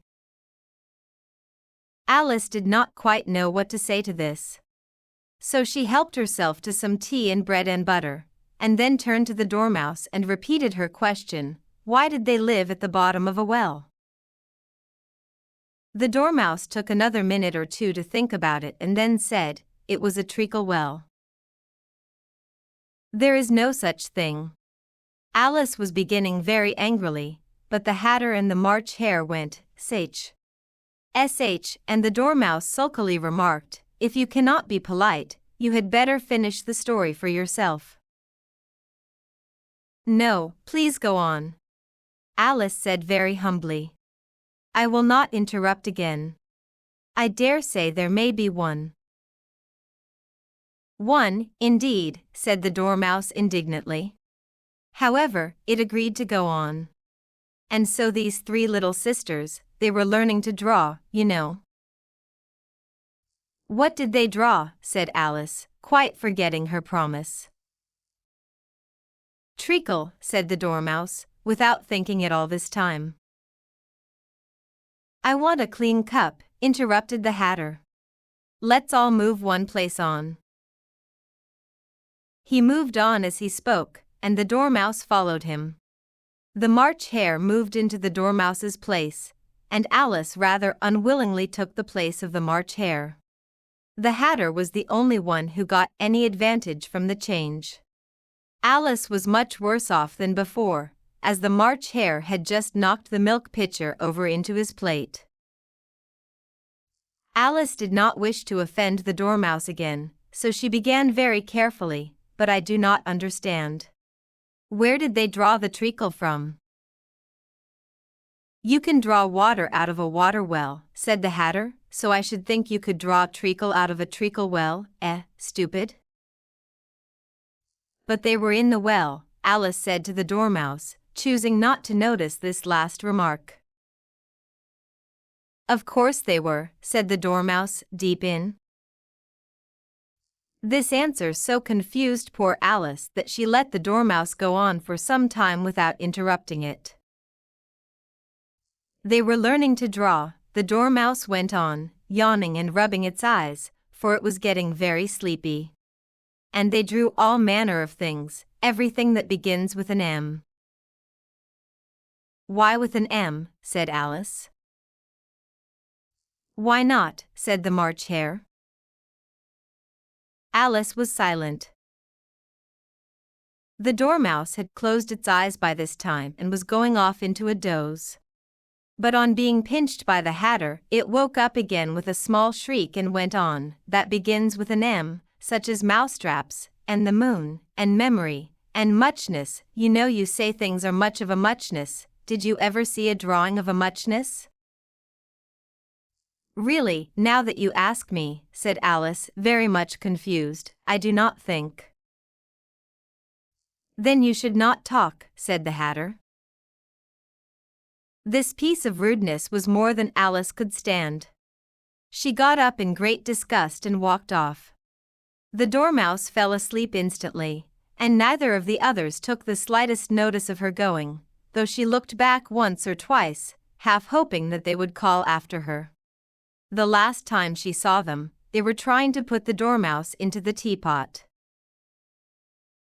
"At any rate, I will never go there again," said Alice as she made her way through the wood. "It is the stupidest tea party I ever was at in all my life." Just as she said this, she noticed that one of the trees had a door leading right into it. "That is very strange," she thought. "But everything is strange today. I think I may as well go in at once." And in she went. Once more she found herself in the long hall and close to the little glass table. "Now, I will manage better this time," she said to herself, and began by taking the little golden key and unlocking the door that led into the garden. Then she went to work nibbling at the mushroom. She had kept a piece of it in her pocket until she was about a foot high. Then she walked down the little passage.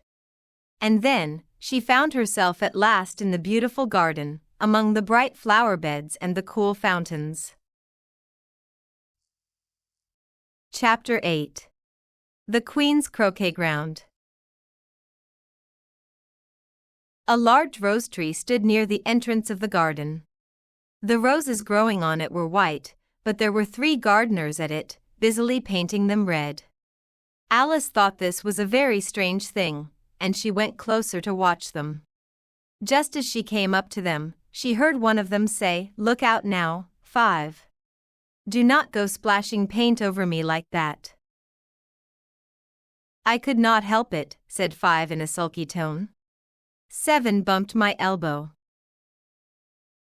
On which 7 looked up and said, "That is right, 5. Always blame others."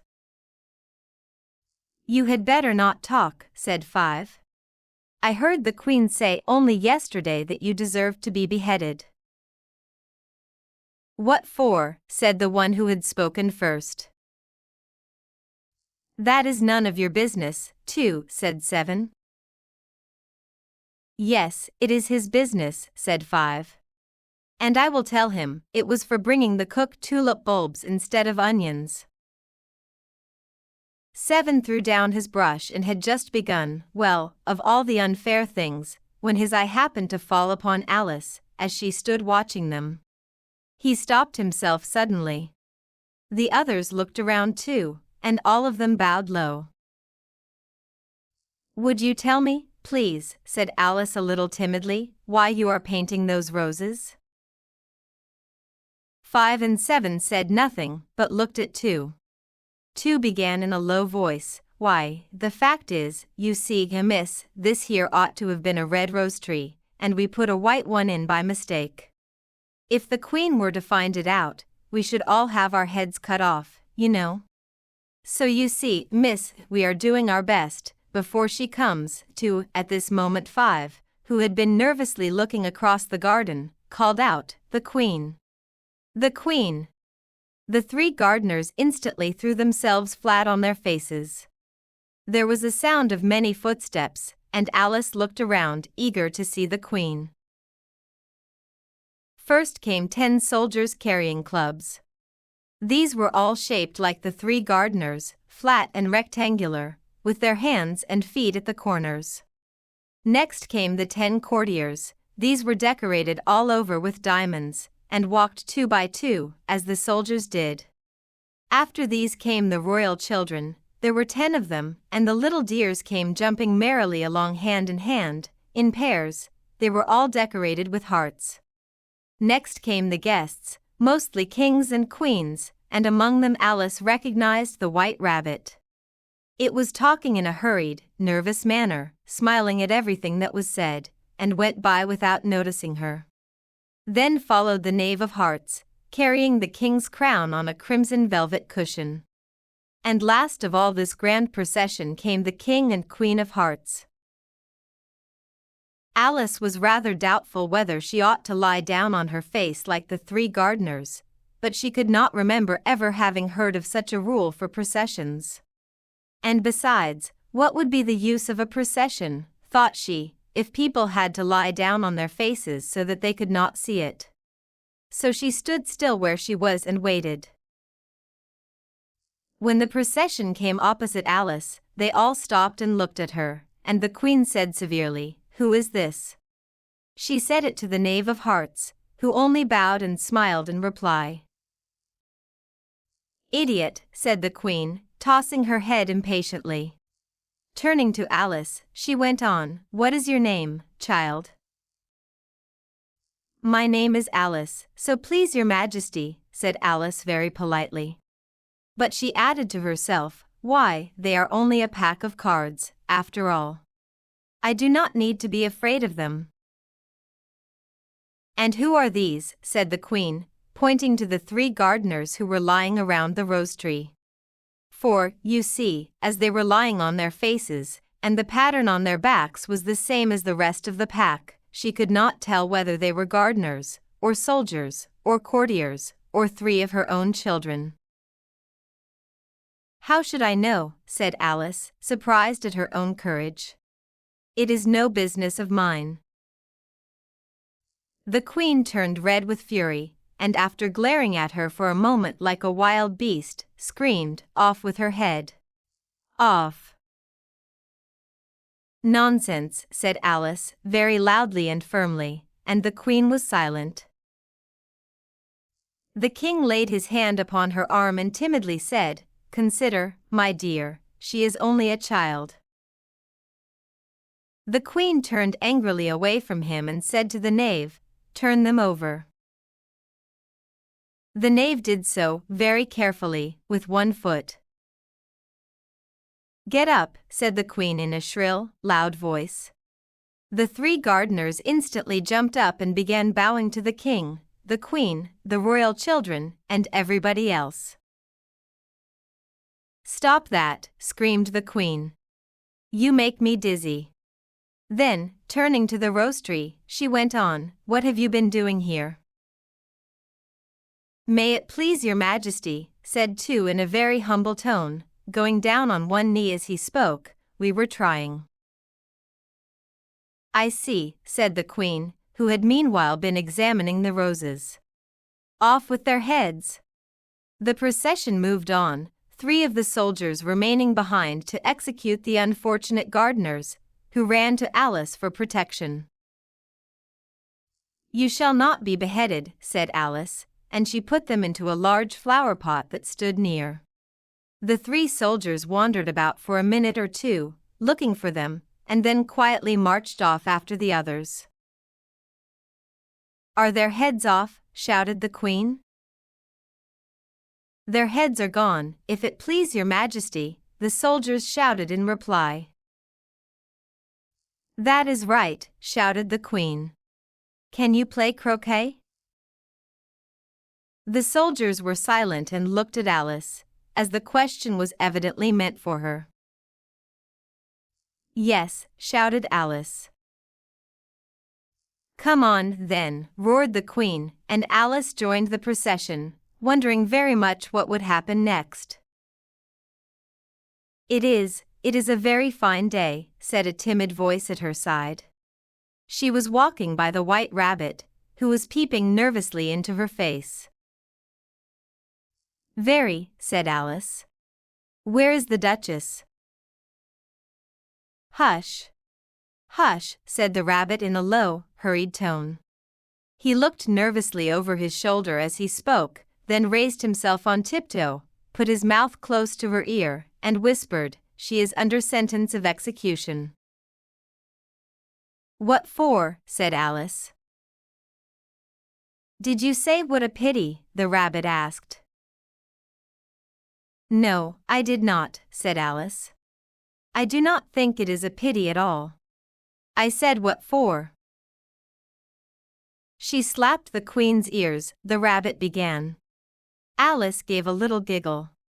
"Oh, hush," the Rabbit whispered in a frightened tone. "The Queen will hear you." You see, she came rather late, and the Queen said, "Get to your places," shouted the Queen in a voice of thunder. People began running about in all directions, bumping into each other. However, they got settled down in a minute or two, and the game began. Alice thought she had never seen such a strange croquet ground in her life. It was all bumps and hollows. The balls were live hedgehogs, the mallets live flamingos, and the soldiers had to bend themselves double and stand on their hands and feet to make the arches. The main difficulty Alice found at first was in managing her flamingo.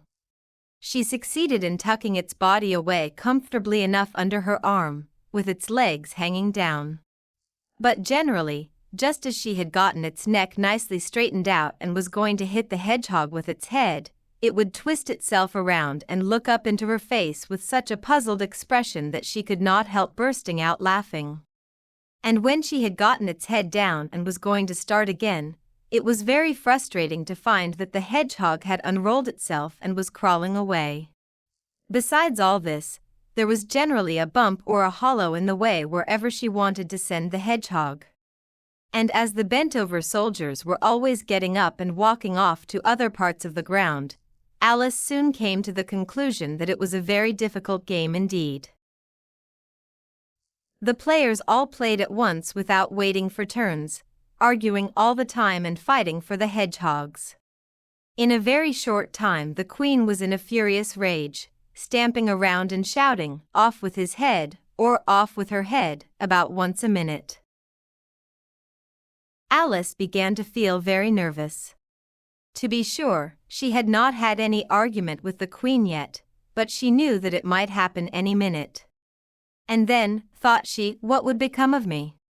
They are dreadfully fond of beheading people here. The great wonder is that anyone is left alive. She was looking around for some way of escape, wondering if she could get away without being seen, when she noticed a strange appearance in the air. It puzzled her very much at first, but after watching it for a minute or two, she realized it was a grin. She said to herself, "It is the Cheshire Cat. Now I shall have someone to talk to." "How are you getting on?" said the cat, as soon as there was enough of a mouth for it to speak with. Alice waited until the eyes appeared, and then nodded. It is no use speaking to it, she thought, until its ears have come, or at least one of them. In another minute the whole head appeared. Then Alice put down her flamingo and began giving an account of the game, feeling very glad she had someone to listen to her. The cat seemed to think that enough of it was in sight now, and no more of it appeared. "I do not think they play fairly at all," Alice began in rather a complaining tone. "And they all argue so dreadfully that one cannot hear oneself speak. And they do not seem to have any particular rules, at least, if there are, nobody follows them. And you have no idea how confusing it is with everything being alive. For instance, the arch I have to go through next is walking around at the other end of the ground. And I should have hit the queen's hedgehog just now, only it ran away when it saw mine coming." "How do you like the queen?" said the cat in a low voice. "Not at all," said Alice. "She is so extremely—" Just then she noticed that the queen was close behind her, listening. So she went on, likely to win that it is hardly worth while finishing the game. The queen smiled and passed on. "Who are you talking to?" said the king, going up to Alice and looking at the cat's head with great curiosity. "It is a friend of mine, a Cheshire cat," said Alice. "Allow me to introduce it." "I do not like the look of it at all," said the king. "However, it may kiss my hand if it likes." "I would rather not," the cat remarked. "Do not be rude," said the king, "and do not look at me like that."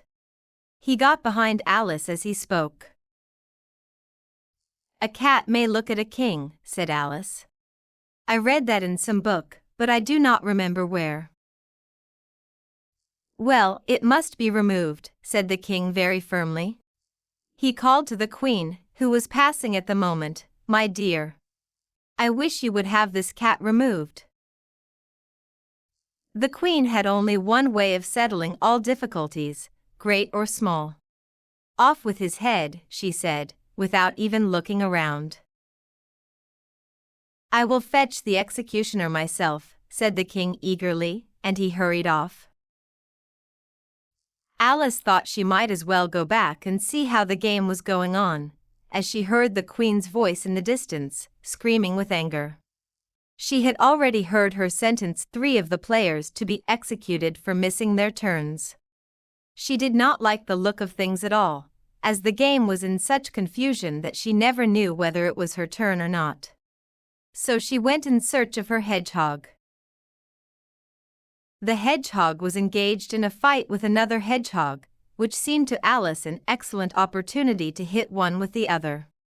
The only difficulty was that her flamingo had gone across to the other side of the garden, where Alice could see it trying in a helpless way to fly up into a tree. By the time she had caught the flamingo and brought it back, the fight was over, and both hedgehogs were out of sight. But it does not matter much, thought Alice, as all the arches are gone from this side of the ground. So she tucked it away under her arm so it would not escape again, and went back for a little more conversation with her friend. When she got back to the Cheshire Cat, she was surprised to find quite a large crowd gathered around it. There was an argument going on among the executioner, the king, and the queen, who were all talking at once, while all the rest were quite silent and looked very uncomfortable. The moment Alice appeared, all 3 appealed to her to settle the question. They repeated their arguments to her, though, as they all spoke at once, she found it very hard to understand exactly what they said. The executioner's argument was that you could not cut off a head unless there was a body to cut it off from, that he had never had to do such a thing before, and he was not going to begin at his time of life. The king's argument was that anything that had a head could be beheaded, and that you were not to talk nonsense. The queen's argument was that if something was not done about it immediately, she would have everybody executed all around. It was this last remark that had made the whole group look so serious and anxious. Alice could think of nothing else to say but, "It belongs to the Duchess. You had better ask her about it." "She is in prison," the queen said to the executioner. "Fetch her here." And the executioner went off like an arrow. The cat's head began fading away the moment he was gone, and by the time he had come back with the Duchess, it had completely disappeared. So the king and the executioner ran wildly up and down looking for it, while the rest of the party went back to the game. Chapter 9. The Mock Turtle's Story. "You cannot imagine how glad I am to see you again, you dear thing," said the Duchess, as she affectionately tucked her arm into Alice's, and they walked off together. Alice was very glad to find her in such a pleasant mood. She thought to herself that perhaps it was only the pepper that had made her so fierce when they met in the kitchen. "When I am a duchess," she said to herself, though not in a very hopeful tone, "I will not have any pepper in my kitchen at all. Soup does very well without it. Maybe it is always pepper that makes people hot-tempered," she went on, very pleased at having discovered a new rule, "and vinegar that makes them sour, and chamomile that makes them bitter, and sweet candies that make children sweet-tempered. I only wish people knew that, then they would not be so stingy with them, you know." She had completely forgotten the Duchess by this time, and was a little startled when she heard her voice close to her ear. "You are thinking about something, my dear, and that makes you forget to talk. I cannot tell you right now what the moral of that is, but I shall remember it in a moment." "Perhaps it does not have one," Alice ventured to remark. "Tut, tut, child," said the Duchess. "Everything has a moral, if only you can find it." And she squeezed herself up closer to Alice's side as she spoke. Alice did not much like staying so close to her, first, because the Duchess was very ugly, and second, because she was at exactly the right height to rest her chin on Alice's shoulder, and it was an uncomfortably sharp chin. However, she did not want to be rude, so she bore it as best she could.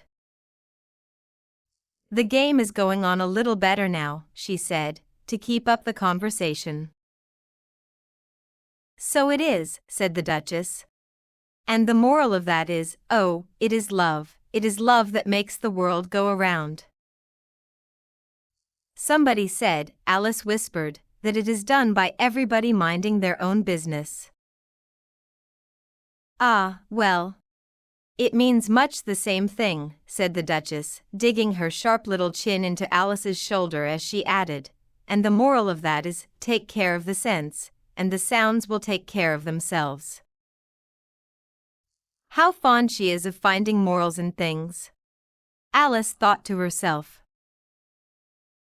"I dare say you are wondering why I do not put my arm around your waist," the Duchess said after a pause. "The reason is that I have my doubts about your flamingo's temper. Shall I try the experiment?" "He might bite," Alice cautiously replied, not feeling at all eager to have the experiment tried. "Very true," said the Duchess. "Flamingos and mustard both bite. And the moral of that is, birds of a feather flock together." "Only mustard is not a bird," Alice remarked.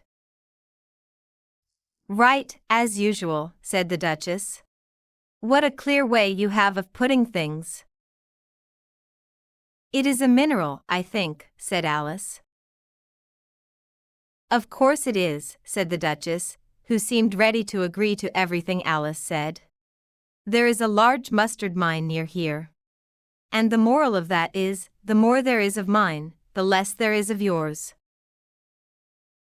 "Oh, I know," exclaimed Alice, who had not paid attention to this last remark. "It is a vegetable. It does not look like one, but it is."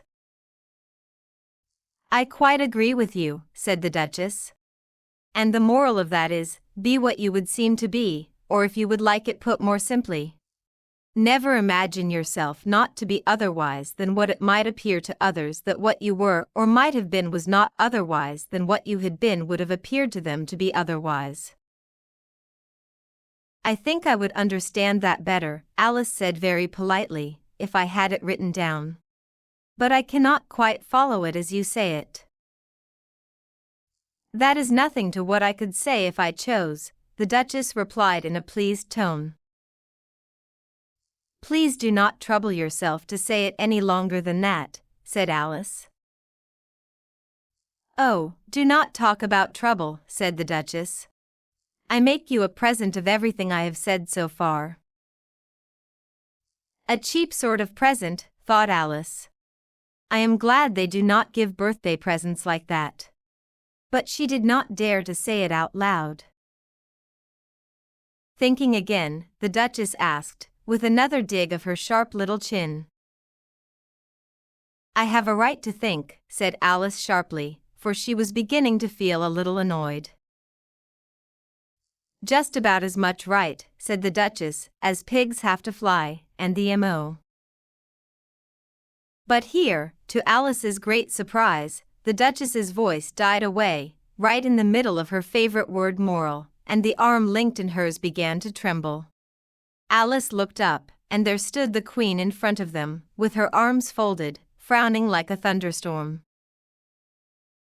"A fine day, Your Majesty," the Duchess began in a low, weak voice.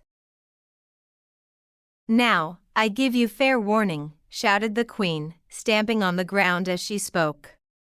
"Either you or your head must be off, and that immediately. Take your choice." The Duchess took her choice and was gone in a moment. "Let's go on with the game," the Queen said to Alice. Alice was too frightened to say a word, but quietly followed her back to the croquet-ground. The other guests had taken advantage of the Queen's absence and were resting in the shade. However, the moment they saw her, they hurried back to the game, the queen merely remarking that a moment's delay would cost them their lives. All the time they were playing, the queen never stopped arguing with the other players and shouting, "Off with his head," or "Off with her head." Those she sentenced were taken away by the soldiers, who of course had to stop being arches to do this. So by the end of half an hour or so, there were no arches left, and all the players except the king, the queen, and Alice were in custody and under sentence of execution. Then the queen stopped, completely out of breath, and said to Alice, "Have you seen the mock turtle yet?" "No," said Alice. "I do not even know what a mock turtle is." "It is the thing mock turtle soup is made from," said the queen. "I never saw one or heard of one," said Alice. "Come on, then," said the queen, "and he shall tell you his story." As they walked off together, Alice heard the king say in a low voice to the whole group, "You are all pardoned." "Well, that is a good thing," she said to herself, for she had felt very unhappy at the number of executions the queen had ordered.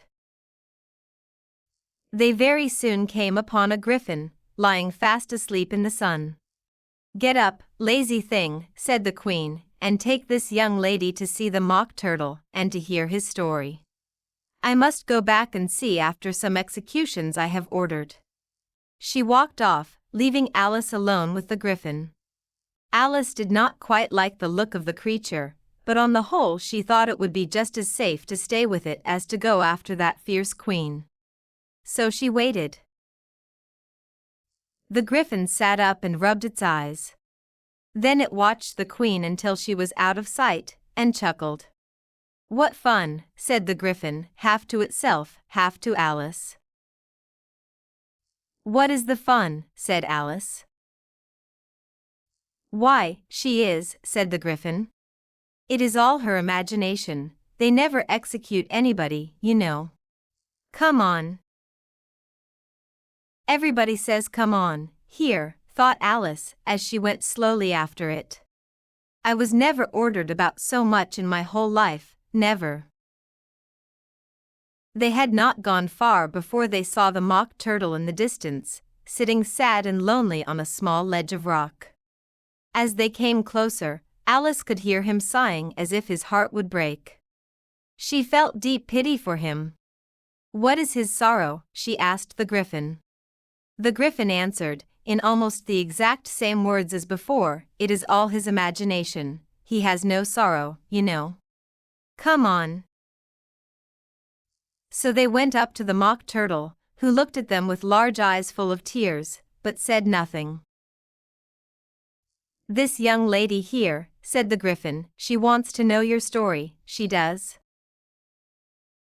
"I will tell it to her," said the mock turtle in a deep, hollow voice. "Sit down, both of you, and do not speak a word until I have finished." So they sat down, and nobody spoke for some minutes. Alice thought to herself, "I do not see how he can ever finish if he does not begin." But she waited patiently. "Once," said the mock turtle at last, with a deep sigh, "I was a real turtle."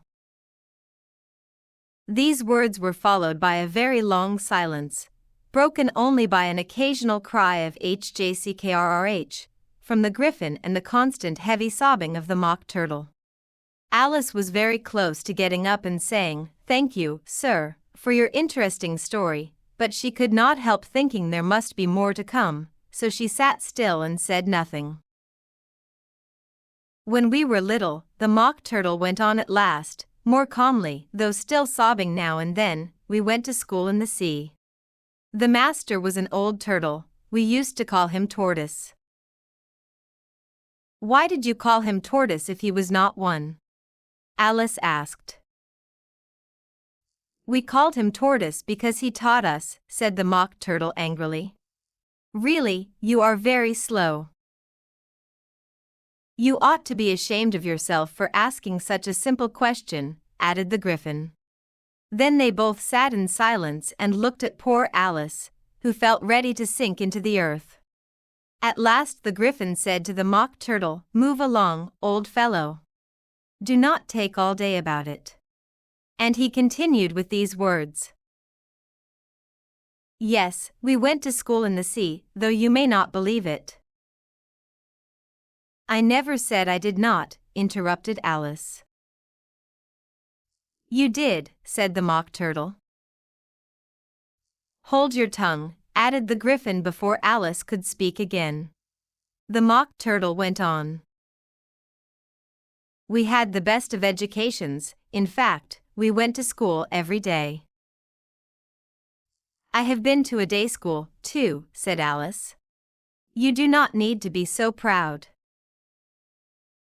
"With extras?" asked the Mock Turtle a little anxiously. "Yes," said Alice, "we learned French and music." "And washing," said the Mock Turtle. "Certainly not," said Alice indignantly. "Ah. Then yours was not a really good school," said the Mock Turtle in a tone of great relief. Now at ours, they had at the end of the bill, French, music, and washing, extra. "You could not have needed it much," said Alice, living at the bottom of the sea. "I could not afford to learn it," said the Mock Turtle with a sigh. "I only took the regular course." "What was that?" inquired Alice. "Reeling and writhing, of course, to begin with," the Mock Turtle replied, "and then the different branches of arithmetic, ambition, distraction, uglification, and derision." "I never heard of uglification," Alice ventured to say. "What is it?" The Griffin lifted up both its paws in surprise. "What?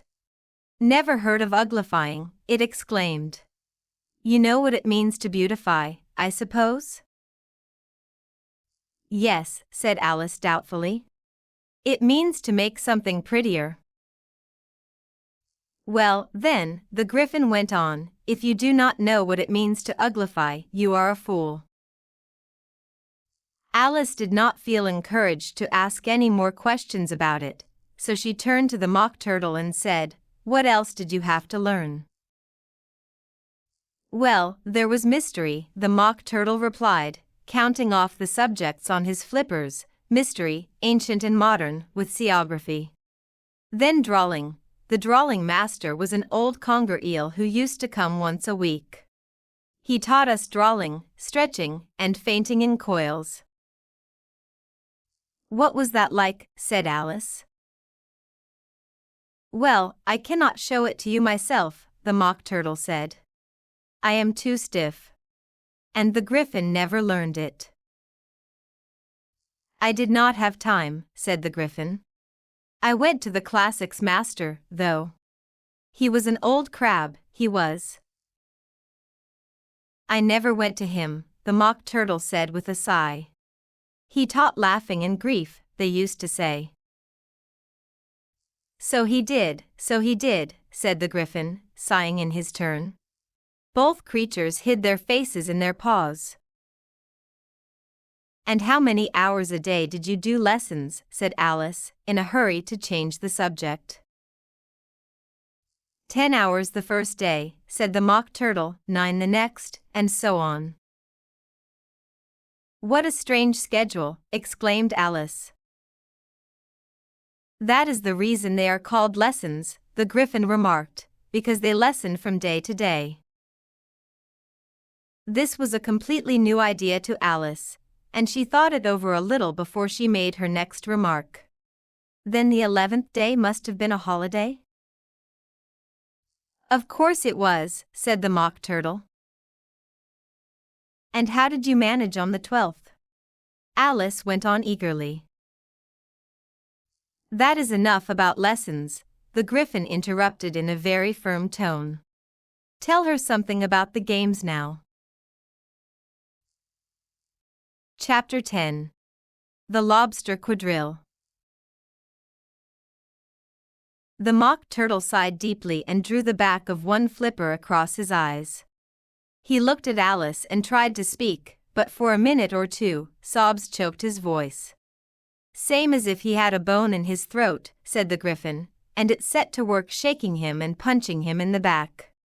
At last the Mock Turtle recovered his voice, and with tears running down his cheeks, he went on again. You may not have lived much under the sea, I have not, said Alice, and perhaps you were never even introduced to a lobster, Alice began to say. I once tasted, but checked herself hastily and said, no, never. So you can have no idea what a delightful thing a lobster quadrille is. No, indeed, said Alice. What sort of a dance is it? Why, said the Griffin, you first form into a line along the seashore. 2 lines, cried the Mock Turtle. Seals, turtles, salmon, and so on. Then, when you have cleared all the jellyfish out of the way. That usually takes some time, interrupted the Griffin. You advance twice. Each with a lobster as a partner, cried the Griffin. Of course, the Mock Turtle said. Advance twice, set to partners? Change lobsters, and retire in same order, continued the Griffin. Then, you know, the Mock Turtle went on, you throw the lobsters, shouted the Griffin, with a bound into the air. As far out to sea as you can. Swim after them, screamed the Griffin. Turn a somersault in the sea, cried the Mock Turtle, capering wildly about. Change lobsters again, yelled the Griffin at the top of its voice. Back to land again, and that is all the first figure, said the Mock Turtle, suddenly dropping his voice. The 2 creatures, who had been jumping about like mad things all this time, sat down again very sadly and quietly, and looked at Alice. It must be a very pretty dance, said Alice timidly. Would you like to see a little of it, said the Mock Turtle. Very much indeed, said Alice. Come, let us try the first figure, said the Mock Turtle to the Griffin. We can do without lobsters, you know. Which shall sing? Oh, you sing, said the Griffin. I have forgotten the words. So they began solemnly dancing round and round Alice, every now and then treading on her toes when they passed too close, waving their forepaws to keep time, while the Mock Turtle sang this, very slowly and sadly. Will you walk a little faster? Said a whiting to a snail. There is a porpoise close behind us, and he is treading on my tail. See how eagerly the lobsters and the turtles all advance. They are waiting on the shingle, will you come and join the dance? Will you, won't you, will you, won't you, will you join the dance? Will you, won't you, will you, won't you join the dance? You can really have no idea how delightful it will be. When they take us up and throw us, with the lobsters, out to sea. But the snail replied, too far, and gave a look askance. Said he thanked the whiting kindly, but he would not join the dance. Would not, could not, would not, could not, would not join the dance. Would not, could not, would not, could not, could not join the dance. What matters it how far we go, his scaly friend replied. There is another shore, you know, upon the other side. The further off from England the nearer is to France. Then turn not pale, beloved snail, but come and join the dance. Will you, won't you, will you, won't you, will you join the dance? Will you, won't you, will you, won't you join the dance? Thank you, it is a very interesting dance to watch, said Alice, feeling very glad that it was over at last. And I do like that curious song about the whiting. Oh, as to the whiting, said the Mock Turtle, you have seen them, of course? Yes, said Alice, I have often seen them at Din. She checked herself hastily. I do not know where Din may be, said the Mock Turtle, but if you have seen them so often, of course you know what they are like. I believe so, Alice replied thoughtfully. They have their tails in their mouths, and they are all covered with crumbs. You are wrong about the crumbs, said the Mock Turtle. Crumbs would all wash off in the sea. But they do have their tails in their mouths, and the reason is, here the Mock Turtle yawned and closed his eyes. Tell her about the reason and all that, he said to the Griffin. The reason is, said the Griffin, that they would go with the lobsters to the dance. So they got thrown out to sea. So they had to fall a long way. So they got their tails stuck fast in their mouths. So they could not get them out again. That is all. Thank you, said Alice. It is very interesting. I never knew so much about a whiting before. I can tell you more than that, if you like, said the Griffin. Do you know why it is called a whiting? I never thought about it, said Alice. Why? It does the boots and shoes, the Griffin replied very solemnly. Alice was completely puzzled. Does the boots and shoes, she repeated in a wondering tone. Why, what are your shoes done with, said the Griffin. I mean, what makes them so shiny? Alice looked down at them and considered a little before she gave her answer. They are done with shoe polish, I believe. Boots and shoes under the sea, the Griffin went on in a deep voice, are done with whiting. Now you know. And what are they made of? Alice asked in a tone of great curiosity. Soles and eels, of course, the Griffin replied rather impatiently. Any lobster could have told you that. If I had been the whiting, said Alice, whose thoughts were still running on the song, I would have said to the porpoise, keep back, please. We do not want you with us. They were obliged to have him with them, the Mock Turtle said. No wise fish would go anywhere without a porpoise. Would it really not? Said Alice in a tone of great surprise. Of course not, said the Mock Turtle. Why, if a fish came to me and told me he was going on a journey, I should say, with what porpoise? Do you not mean purpose? Said Alice. I mean what I say, the Mock Turtle replied in an offended tone. And the Griffin added, come, let us hear some of your adventures.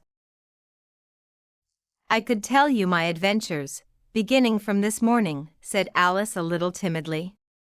But it is no use going back to yesterday, because I was a different person then. Explain all that, said the Mock Turtle.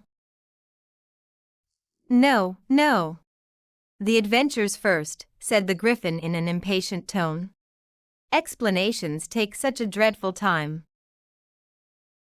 So Alice began telling them her adventures from the time when she first saw the White Rabbit. She was a little nervous about it just at first, as the two creatures got so close to her, one on each side, and opened their eyes and mouths so very wide. But she gained courage as she went on. Her listeners were perfectly quiet until she got to the part about her repeating "You are old, Father William" to the caterpillar, and the words all coming out different. Then the Mock Turtle drew a long breath and said, "That is very curious." It is all about as curious as it can be, said the Griffin.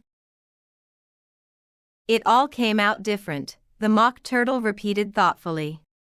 I should like to hear her try and repeat something now. Tell her to begin. He looked at the Griffin as if he thought it had some kind of authority over Alice. Stand up and repeat, 'tis the voice of the sluggard, said the Gryphon. How these creatures order one about, and make one repeat lessons, thought Alice. I might as well be at school at once. However, she got up and began to repeat it, but her head was so full of the Lobster quadrille that she hardly knew what she was saying, and the words came out very strange indeed. 'Tis the voice of the lobster, I heard him declare. You have baked me too brown, I must sugar my hair. As a duck with its eyelids, so he with his nose trims his belt and his buttons, and turns out his toes. When the sands are all dry, he is gay as a lark, and will talk in contemptuous tones of the shark. But, when the tide rises and sharks are around, his voice has a timid and tremulous sound. That is different from what I used to say when I was a child, said the Gryphon. Well, I never heard it before, said the Mock Turtle, but it sounds like complete nonsense. Alice said nothing. She had sat down with her face in her hands, wondering if anything would ever happen in a natural way again. I should like to have it explained, said the Mock Turtle. She cannot explain it, said the Gryphon hastily. Go on with the next verse. But about his toes, the Mock Turtle persisted. How could he turn them out with his nose, you know? It is the first position in dancing, Alice said. But she was dreadfully puzzled by the whole thing and longed to change the subject. Go on with the next verse, the Gryphon repeated impatiently. It begins, I passed by his garden. Alice did not dare to disobey, though she felt sure it would all come out wrong, and she went on in a trembling voice. I passed by his garden and marked, with one eye, how the owl and the panther were sharing a pie. The panther took pie crust and gravy and meat, while the owl had the dish as its share of the treat. When the pie was all finished, the owl, as a boon, was kindly permitted to pocket the spoon, while the panther received knife and fork with a growl, and concluded the banquet. What is the use of repeating all that stuff, the Mock Turtle interrupted, if you do not explain it as you go on? It is by far the most confusing thing I ever heard. Yes, I think you had better stop, said the Gryphon, and Alice was only too glad to do so. Shall we try another figure of the Lobster quadrille? The Gryphon went on. Or would you like the Mock Turtle to sing you a song? Oh, a song, please, if the Mock Turtle would be so kind, Alice replied, so eagerly that the Gryphon said in a rather offended tone, No accounting for tastes. Sing her turtle soup, will you, old fellow? The Mock Turtle sighed deeply, and began, in a voice sometimes choked with sobs, to sing this. Beautiful soup, so rich and green, waiting in a hot tureen. Who for such dainties would not stoop? Soup of the evening, beautiful soup. Soup of the evening, beautiful soup. Beautiful soup. Beautiful soup. Soup of the evening. Beautiful, beautiful soup. Beautiful soup. Who cares for fish, game, or any other dish? Who would not give all else for 2 pennyworth only of beautiful soup? Pennyworth only of beautiful soup? Beautiful soup. Beautiful soup. Soup of the evening.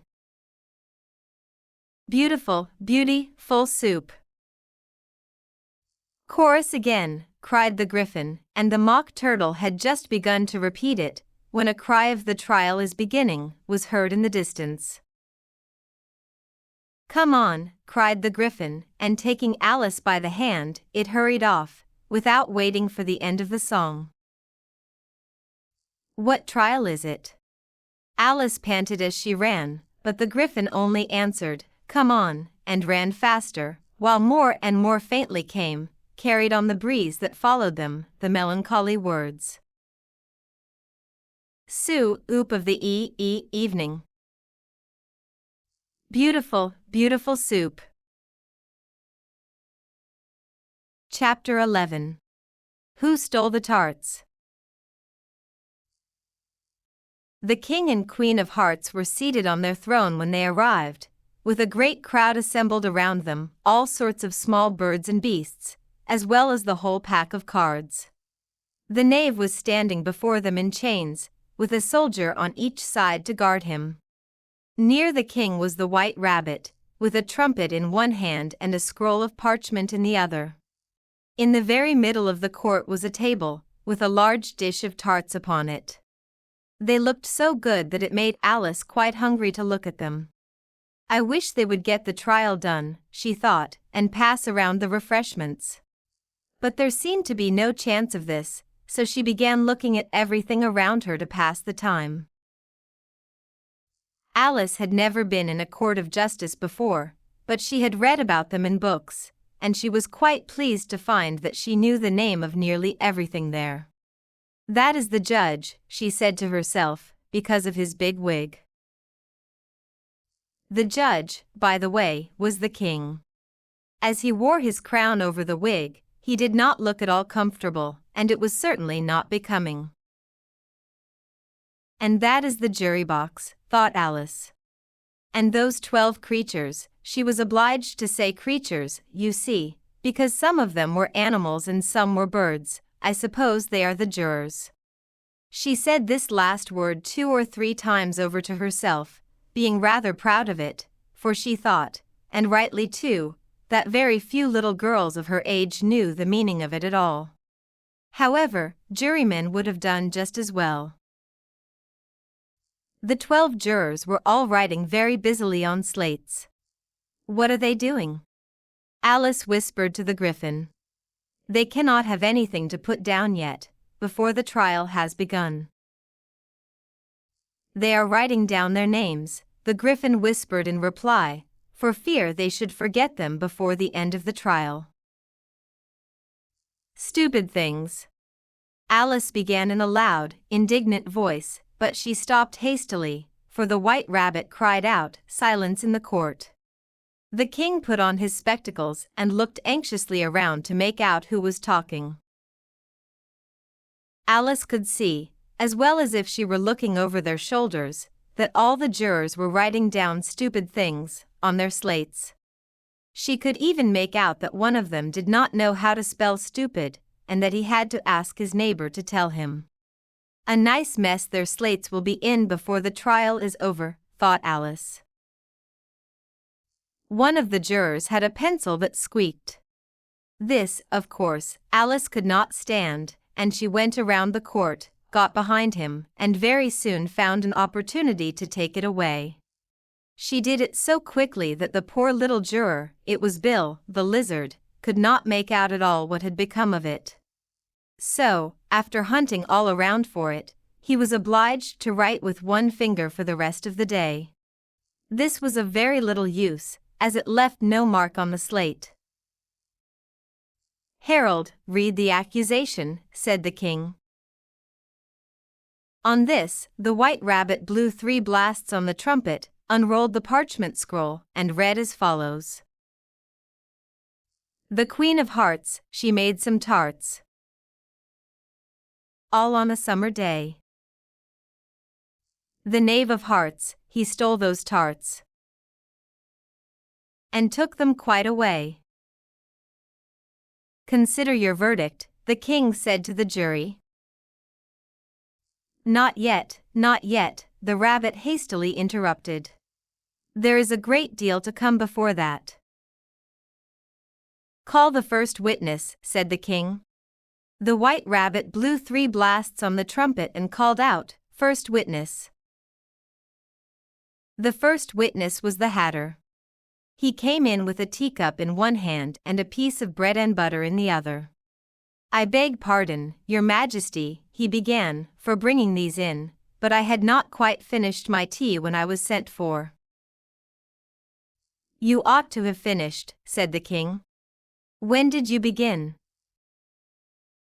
The Hatter looked at the March Hare, who had followed him into the court, arm in arm with the Dormouse. 14th of March, I think it was, he said. 15th, said the March Hare. 16th, added the Dormouse. Write that down, the king said to the jury. The jury eagerly wrote down all 3 dates on their slates, added them up, and converted the answer into shillings and pence. Take off your hat, the king said to the Hatter. It is not mine, said the Hatter. Stolen, the king exclaimed, turning to the jury, who instantly made a note of the fact. I keep them to sell, the Hatter added as an explanation. I have none of my own. I am a Hatter. Here the queen put on her spectacles and began staring at the Hatter, who turned pale and fidgeted. Give your evidence, said the king, and do not be nervous, or I will have you executed on the spot. This did not seem to encourage the witness at all. He kept shifting from one foot to the other, looking nervously at the queen, and in his confusion, he bit a large piece out of his teacup instead of the bread and butter. Just at this moment, Alice felt a very strange sensation, which puzzled her a good deal until she figured out what it was. She was beginning to grow larger again. At first she thought she would get up and leave the court, but on second thought, she decided to stay where she was as long as there was room for her. I wish you would not squeeze so, said the Dormouse, who was sitting next to her.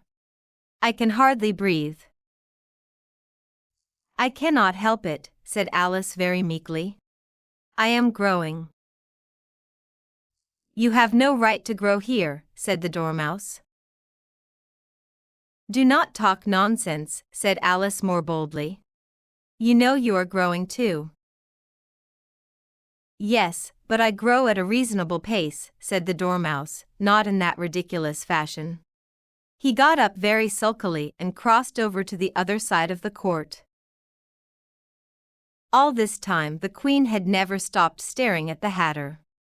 Just as the Dormouse crossed the court, she said to one of the officers of the court, Bring me the list of the singers in the last concert. On which the wretched Hatter trembled so much that he shook both his shoes off. Give your evidence, the king repeated angrily, or I will have you executed, whether you are nervous or not. I am a poor man, Your Majesty, the Hatter began in a trembling voice, and I had not begun my tea, not above a week or so, and what with the bread and butter getting so thin, and the twinkling of the tea. The twinkling of the what? Said the king. It began with the tea, the Hatter replied. Of course twinkling begins with a T, said the king sharply. Do you take me for a fool? Go on. I am a poor man, the Hatter went on, and most things twinkled after that, only the March Hare said. I did not, the March Hare interrupted in a great hurry. You did, said the Hatter. I deny it, said the March Hare. He denies it, said the king. Leave out that part. Well, at any rate, the Dormouse said, the Hatter went on, looking nervously around to see if he would deny it too. But the Dormouse denied nothing, being fast asleep. After that, continued the Hatter, I cut some more bread and butter. But what did the Dormouse say? One of the jury asked. That I cannot remember, said the Hatter. You must remember, remarked the king, or I will have you executed. The miserable Hatter dropped his teacup and bread and butter and went down on one knee. I am a poor man, your majesty, he began. You are a very poor speaker, said the king. Here one of the guinea pigs cheered and was immediately suppressed by the officers of the court. As that is rather a hard word, I will just explain to you how it was done. They had a large canvas bag, which tied up at the mouth with strings. Into this they slipped the guinea pig, head first, and then sat upon it. I am glad I have seen that done, thought Alice. I have so often read in the newspapers, at the end of trials, there was some attempt at applause, which was immediately suppressed by the officers of the court, and I never understood what it meant until now. If that is all you know about it, you may stand down, continued the king. I cannot go any lower, said the Hatter. I am on the floor as it is. Then you may sit down, the king replied. Here the other guinea pig cheered and was suppressed. Well, that finished the guinea pigs, thought Alice. Now we shall get on better. I would rather finish my tea, said the Hatter, with an anxious look at the Queen, who was reading the list of singers. You may go, said the king, and the Hatter hurriedly left the court, without even waiting to put his shoes on. And just take his head off outside, the Queen added to one of the officers. But the Hatter was out of sight before the officer could get to the door. Call the next witness, said the king. The next witness was the Duchess's cook. She carried the pepper box in her hand, and Alice guessed who it was, even before she got into the court, by the way the people near the door began sneezing all at once. Give your evidence, said the king. I will not, said the cook. The king looked nervously at the White Rabbit, who said in a low voice, Your Majesty must cross-examine this witness. Well, if I must, the king said with a sad air. After folding his arms and frowning at the cook until his eyes were nearly out of sight, he said in a deep voice, What are tarts made of? Pepper, mostly, said the cook. Treacle, said a sleepy voice behind her. Seize that dormouse, the Queen shrieked out. Behead that dormouse. Turn that dormouse out of court. Suppress him. Pinch him. Off with his whiskers. For some minutes the whole court was in confusion, getting the dormouse turned out. By the time they had settled down again, the cook had disappeared. Never mind, said the king, with an air of great relief. Call the next witness. And he added in a low voice to the Queen, Really, my dear, you must cross-examine the next witness. It quite gives me a headache. Alice watched the White Rabbit as he fumbled over the list, feeling very curious to see what the next witness would be like, for they have not gotten much evidence yet, she said to herself. Imagine her surprise when the White Rabbit read out, at the top of his shrill little voice, the name Alice. Chapter 12. Alice's Evidence. Here, cried Alice, quite forgetting in the flurry of the moment how large she had grown in the last few minutes. She jumped up in such a hurry that she tipped over the jury box with the edge of her skirt, upsetting all the jurymen onto the heads of the crowd below. There they lay sprawling about, reminding her very much of a bowl of goldfish she had accidentally knocked over the week before.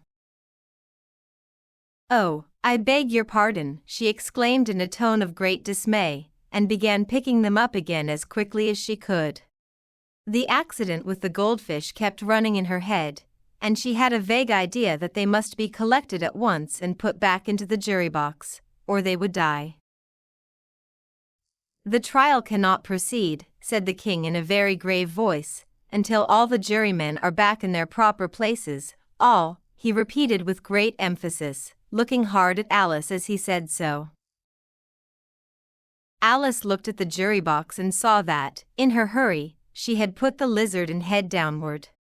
The poor little thing was waving its tail about in a sad way, quite unable to move. She soon got it out again and set it right. "Not that it matters much," she said to herself. "I should think it would be quite as much use in the trial one way up as the other."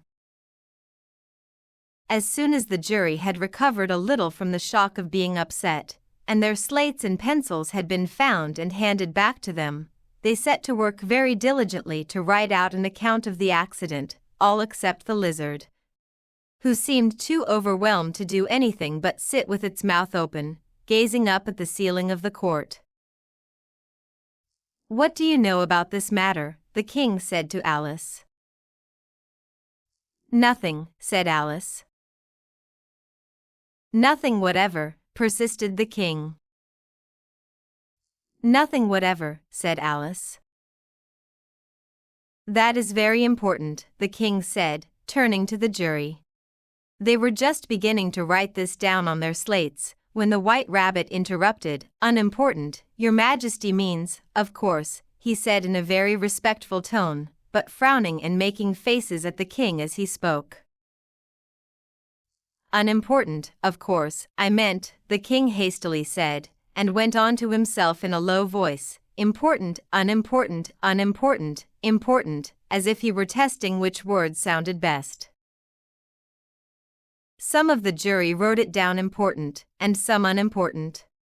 Alice could see this, as she was near enough to look over their slates. "But it does not matter a bit," she thought to herself. At this moment the king, who had been for some time busily writing in his notebook, shouted, "Silence," and read out from his book, Rule 42. "All persons more than a mile high to leave the court." Everybody looked at Alice. "I am not a mile high," said Alice. "You are," said the king. "Nearly 2 miles high," added the queen. "Well, I shall not go, at any rate," said Alice. "Besides, that is not a real rule. You made it up just now." "It is the oldest rule in the book," said the king. "Then it ought to be number 1, said Alice. The king turned pale and closed his notebook hastily. "Consider your verdict," he said to the jury in a low, trembling voice. "There is more evidence to come yet, please your majesty," said the White Rabbit, jumping up in a great hurry. "This paper has just been picked up." "What is in it?" said the queen. "I have not opened it yet," said the White Rabbit, "but it seems to be a letter, written by the prisoner to somebody." "It must have been that," said the king, "unless it was written to nobody, which is not usual, you know." "Who is it addressed to?" said one of the jurymen. "It is not addressed at all," said the White Rabbit. "In fact, there is nothing written on the outside." He unfolded the paper as he spoke and added, "It is not a letter, after all. It is a poem." "Is it in the prisoner's handwriting?" asked another of the jurymen. "No, it is not," said the White Rabbit, "and that is the strangest thing about it." The jury all looked puzzled. "He must have copied someone else's hand," said the king. The jury all brightened up again. "Please your majesty," said the knave, "I did not write it, and they cannot prove I did. There is no name signed at the end." "If you did not sign it," said the king, "that only makes the matter worse. You must have intended some mischief, or else you would have signed your name like an honest man." There was a general clapping of hands at this, It was the first really clever thing the king had said that day. That proves his guilt, said the queen. It proves nothing of the sort, said Alice.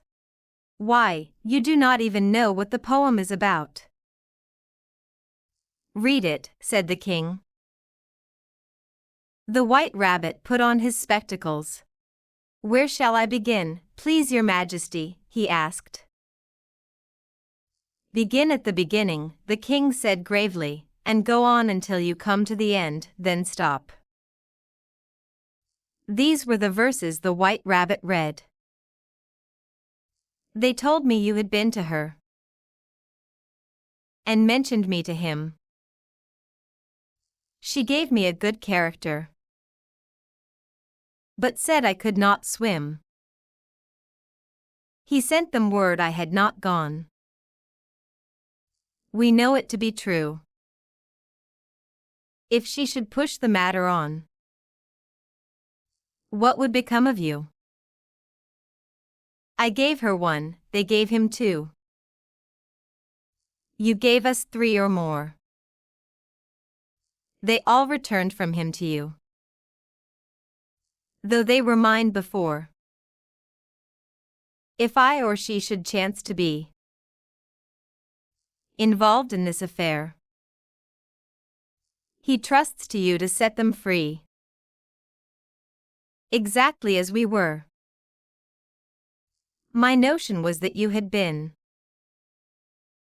before she had this fit, an obstacle that came between him and ourselves and it. Don't let him know she liked them best, for this must ever be a secret kept from all the rest, between yourself and me. That is the most important piece of evidence we have heard yet, said the king, rubbing his hands. So now let the jury. If any one of them can explain it, said Alice. She had grown so large in the last few minutes that she was not a bit afraid of interrupting him. I will give him 6 pence. I do not believe there is a bit of meaning in it.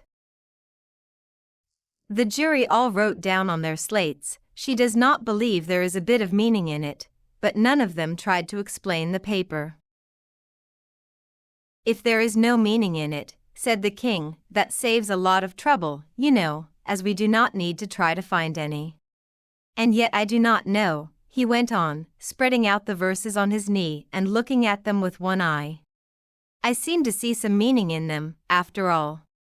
Said I could not swim, you cannot swim, can you? He added, turning to the knave. The knave shook his head sadly. Do I look like it? He said. Which he certainly did not, being made entirely of cardboard.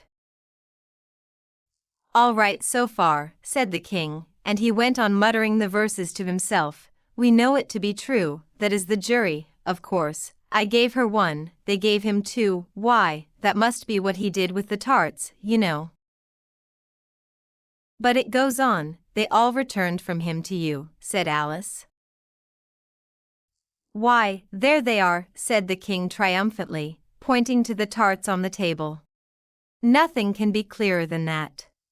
Then again, before she had this fit, you never had fits, my dear, I think, he said to the queen. Never, said the queen furiously, throwing an inkstand at the lizard as she spoke. The unfortunate little Bill had given up writing on his slate with one finger, as he found it made no mark. But he now hastily began again, using the ink that was trickling down his face, as long as it lasted. Then the words do not fit you, said the king, looking around the court with a smile. There was a dead silence. It is a pun, the king added in an offended tone, and everybody laughed. Let the jury consider their verdict, the king said, for about the 20th time that day.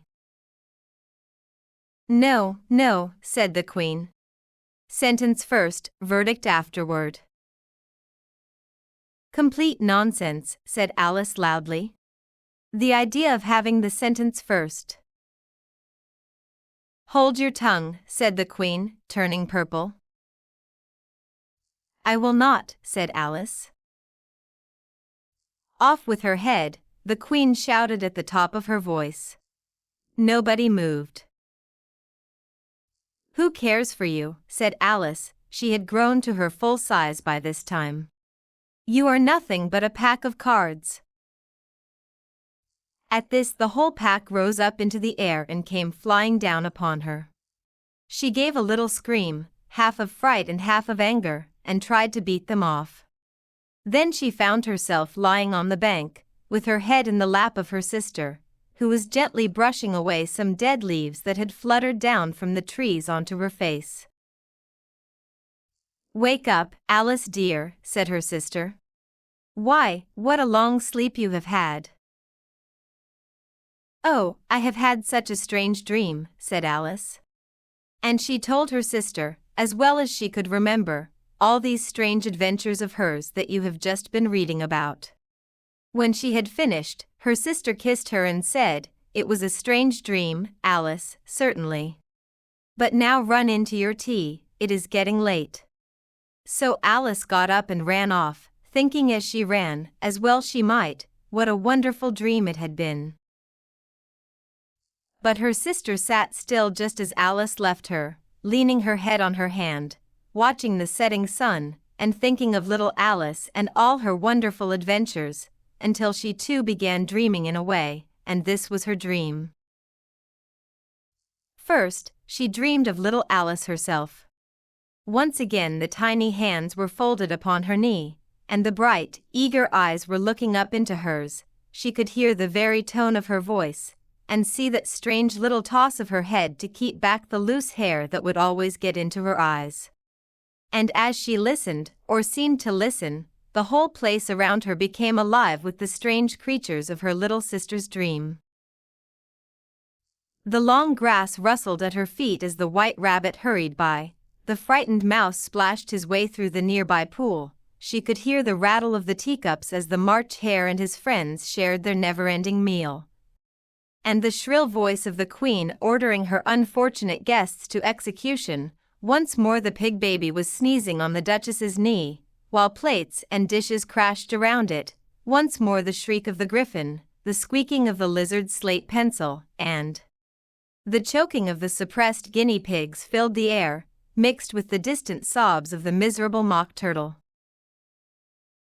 So she sat on, with closed eyes, and half believed herself in Wonderland, though she knew she had only to open them again, and all would change to dull reality. The grass would only be rustling in the wind, and the pool rippling to the waving of the reeds.